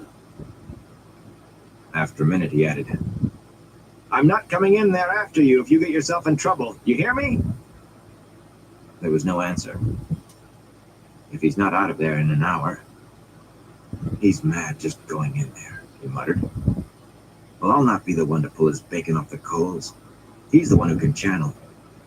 If he's put his head in a hornet's nest, he can bloody channel his way out of it. I'll give him an hour. And then he would leave, whether Rand was back or not. Just turn around and leave. Just go. If that was what he would do, he would. The way those thin shafts of glass caught the bluish light, refracting and reflecting, merely looking too hard was enough to give him a headache. He turned away, wandering back the way he had come, uneasily eyeing the tirangrial, or whatever they were, filling the plaza. What was he doing there? Why? Suddenly he stopped dead, staring at one of those strange objects. A large door frame of polished red stone, twisted in some way he could not quite catch, so his eyes seemed to slip, trying to follow it around. Slowly he made his way to it, between glittering faceted spires as tall as his head, and low golden frames filled with what appeared to be sheets of glass, barely noticing them, never taking his eyes off the doorway. It was the same polished red stone, the same size, the same eye-wrenching corners. Along each upright ran 3 lines of triangles, points down. Had the one in Tyr had those? He could not remember. He had not been trying to remember all the details last time. It was the same. It had to be. Maybe he could not step through the other again, but this one... Another chance to get at those snake people, make them answer a few more questions. Squinting against the glitters, he peered back toward the columns. An hour he had given Rand. In an hour, he could be through this thing and back with time to spare. Maybe it would not even work for him, since he had used its twin. They are the same. Then again, maybe it would. It just meant rubbing up against the power one more time. Light, he muttered. Tirangriel, portal stones, Roidion. What difference can one more time make? He stepped through a wall of blinding white light, through a roar so vast it annihilated sound. Blinking, he looked around and bit back the vilest oath he knew. Wherever this was, it was not where he had gone before. The twisted doorway stood in the middle of a huge chamber that appeared to be star-shaped, as near as he could make out through a forest of thick columns. each deeply fluted with 8 ridges, the sharp edges yellow and glowing softly for light. Glossy black, except for the glowing bits, they rose from a dull white floor into murky gloom far overhead, where even the yellow stripes faded away. The columns and floor almost looked to be glass, but when he bent to rub a hand across the floor, it felt like stone. Dusty stone. He wiped his hand on his coat. The air had a musty smell, and his own footprints were the only marks in the dust. No one had been here in a very long time. Disappointed, he turned back to the tir en griot. A very long time. Matt spun, snatching at his coat sleeve for a knife that was lying back on the mountainside. The man standing among the columns looked nothing at all like the snaky folk. He made Matt regret giving up those last blades to the wise ones. The fellow was tall, taller than an Aiel, and sinewy, but with shoulders too wide for his narrow waist, and skin as white as the finest paper. Pale leather straps studded with silver crisscrossed his arms and bare chest, and a black kilt hung to his knees. His eyes were too big and almost colorless, set deep in a narrow-jawed face. His short-cut, palely reddish hair stood up like a brush, and his ears, lying flat against his head, had a hint of a point at the top. He leaned toward Matt, inhaling, opening his mouth to pull in more air, flashing sharp teeth. The impression he gave was of a fox about to leap on a cornered chicken. A very long time, he said, straightening. His voice was rough, almost a growl. You abide by the treaties and agreements. Do you carry iron or instruments of music or devices for making light? I have none of those things, Matt replied slowly. This was not the same place, but this fellow asked the same questions, and he behaved the same with all that smelling. Rummaging through my bloody experiences, is he? Well, let him. Maybe he'll jog some loose so I can remember them too. He wondered if he was speaking the old tongue again. It was uncomfortable not knowing, not being able to tell. If you can take me to where I can get a few questions answered, lead the way. If not, I will be going with apologies for bothering you. No! Those big colorless eyes blinked in agitation. You must not go. Come. I will take you where you may find what you need. Come. He backed away, gesturing with both hands. Come. Glancing at the tir en griot, Matt followed. He wished the man had not grinned at him just then. Maybe he meant to be reassuring with those teeth. Matt decided he would never give up all of his knives again, not for wise ones or the Amerlin seat herself. The 5-sided doorway looked more like a tunnel mouth, but the corridor beyond was exactly the same size and shape, with those softly glowing yellow scripts running along the bends, edging floor and ceiling. It seemed to stretch ahead forever, fading into a murky distance, broken at intervals by more of the great 5-sided doorways. The kilted man did not turn to lead until they were both in the hallway, and even then he kept glancing over a wide shoulder, as if to make certain Matt was still there. The air was no longer musty. Instead, it held a faint hint of something unpleasant. Something tickling familiarity, but not strong enough to recognize. But at the first of the doorways, Matt glanced through in passing and sighed. Beyond star-shaped black columns, a twisted red stone doorway stood on a dull glassy white floor, where dust showed the marks of one set of boot prints coming from the tir en griot, led toward the corridor by the prints of narrow, bare feet. He looked over his shoulder. Instead of ending 50 paces back in another chamber like this, the hallway ran back as far as he could see, a mirror image of what lay ahead. His guide gave him a sharp-toothed smile. The fellow looked hungry. He knew he should have expected something of the sort after what he had seen on the other side of the doorway in the stone. Those spires moving from where they should be to where they could not logically. If spires, why not rooms? I should have stayed out there waiting for Rand, is what I should have done. I should have done a lot of things. At least he would have no trouble finding the Tirangrial again, if all of the doorways ahead were the same. He peered into the next and saw black columns, the redstone Tirangrial, his footprints, and his guides in the dust. When the narrow-jawed man looked over his shoulder again, Matt gave him a toothy grin. Never think you have caught a babe in your snare. If you try to cheat me, I will have your hide for a saddlecloth. The fellow started, pale eyes widening, then shrugged and adjusted the silver-studded straps across his chest. His mocking smile seemed tailored to draw attention to what he was doing. Suddenly Matt found himself wondering where that pale leather came from. Surely not. I think it is. He managed to stop himself from swallowing, but only just. Lead, you son of a goat! Your hide is not worth silver studding. Take me where I want to go. With a snarl, the man hurried on, stiff-backed. Matt did not care if the fellow was offended. He did wish he had just one knife, though. I'll be burned if I'll let some fox-faced goat brain make a harness out of my hide. There was no way of telling how long they walked. The corridor never changed, with its bent walls and its glowing yellow stripes. Every doorway showed the identical chamber, Tirangrial, footprints and all. The sameness made time slip into formlessness. Matt worried about how long he had been there. Surely longer than the hour he had given himself. His clothes were only damp now. His boots no longer made squishing noises. But he walked, staring at his guide's back, and walked. Suddenly, the corridor ended ahead in another doorway. Matt blinked. He could have sworn that a moment before the hall had stretched on as far as he could see. But he had been watching the sharp-toothed fellow more than what lay ahead. He looked back and nearly swore.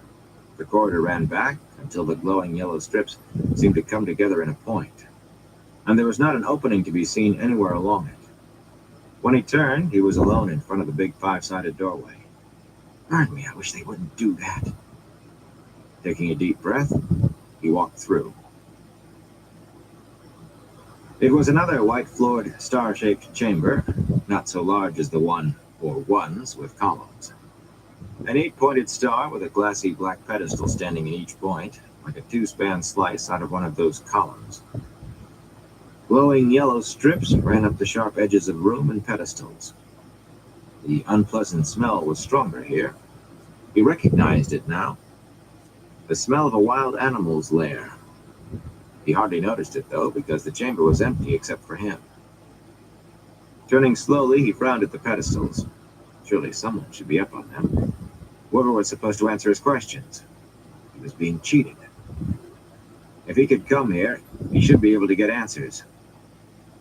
Suddenly, he spun in a circle, searching not the pedestals, but the smooth gray walls. The doorway was gone. There was no way out. Yet before he completed a second turn, there was someone standing on each pedestal, people like his guide, but dressed differently. 4 were men, the others women, their stiff hair rising in a crest before spilling down their backs. All wore long white skirts that hid their feet. The women had on white blouses that fell below their hips, with high lace necks and pale ruffles at their wrists. The men wore even more straps than the guide, wider and studded with gold. Each harness supported a pair of bare-bladed knives on the wearer's chest. Bronze blades, Matt judged from the color, but he would have given all the gold in his possession for just one of them. Speak, one of the women said in that growling voice. By the ancient treaty, here is agreement made. What is your need? Speak. Matt hesitated. That was not what the snaky people had said. They were all staring at him like foxes staring at dinner. Who is the daughter of the 9 moons, and why do I have to marry her? He hoped they would count that as one question. No one answered. None of them spoke. They just continued to stare at him with those big pale eyes. You were supposed to answer, he said. Silence. Burn your bones to ash. Answer me. Who is the daughter of the 9 moons, and why do I have to marry her? How will I die and live again? What does it mean that I have to give up half the light of the world? Those are my 3 questions. Say something. Dead silence. He could hear himself breathing, hear the blood throbbing in his ears. I have no intention of marrying, and I have no intention of dying either, whether I am supposed to live again or not. I walk around with holes in my memory, holes in my life, and you stare at me like idiots. If I had my way, I would want those holes filled. But at least answers to my questions might fill some in my future. You have to answer. Done, one of the men growled, and Matt blinked. Done? What was done? What did he mean? Burn your eyes, he muttered.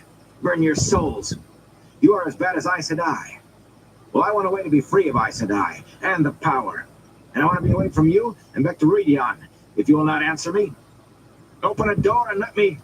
Done, another man said, and one of the women echoed, Done.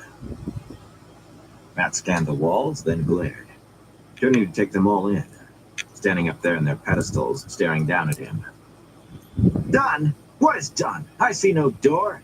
You lying goat-fathered fool, a woman said in a whispered growl, and others repeated it. Fool, fool, fool. Wise to ask leave-taking when you set no price, no terms, yet fool not to first agree on price. We will set the price. They spoke so quickly he could not tell which said what. What was asked will be given. The price will be paid. Burn you, he shouted. What are you talking? Utter darkness closed around him. There was something around his throat. He could not breathe. Air. He could not... All right, everyone, I'm gonna call into his life for tonight. I want to thank everyone for stopping by, and everyone keeps stopping by. I appreciate all y'all's support. Until next time, everyone, y'all stay safe.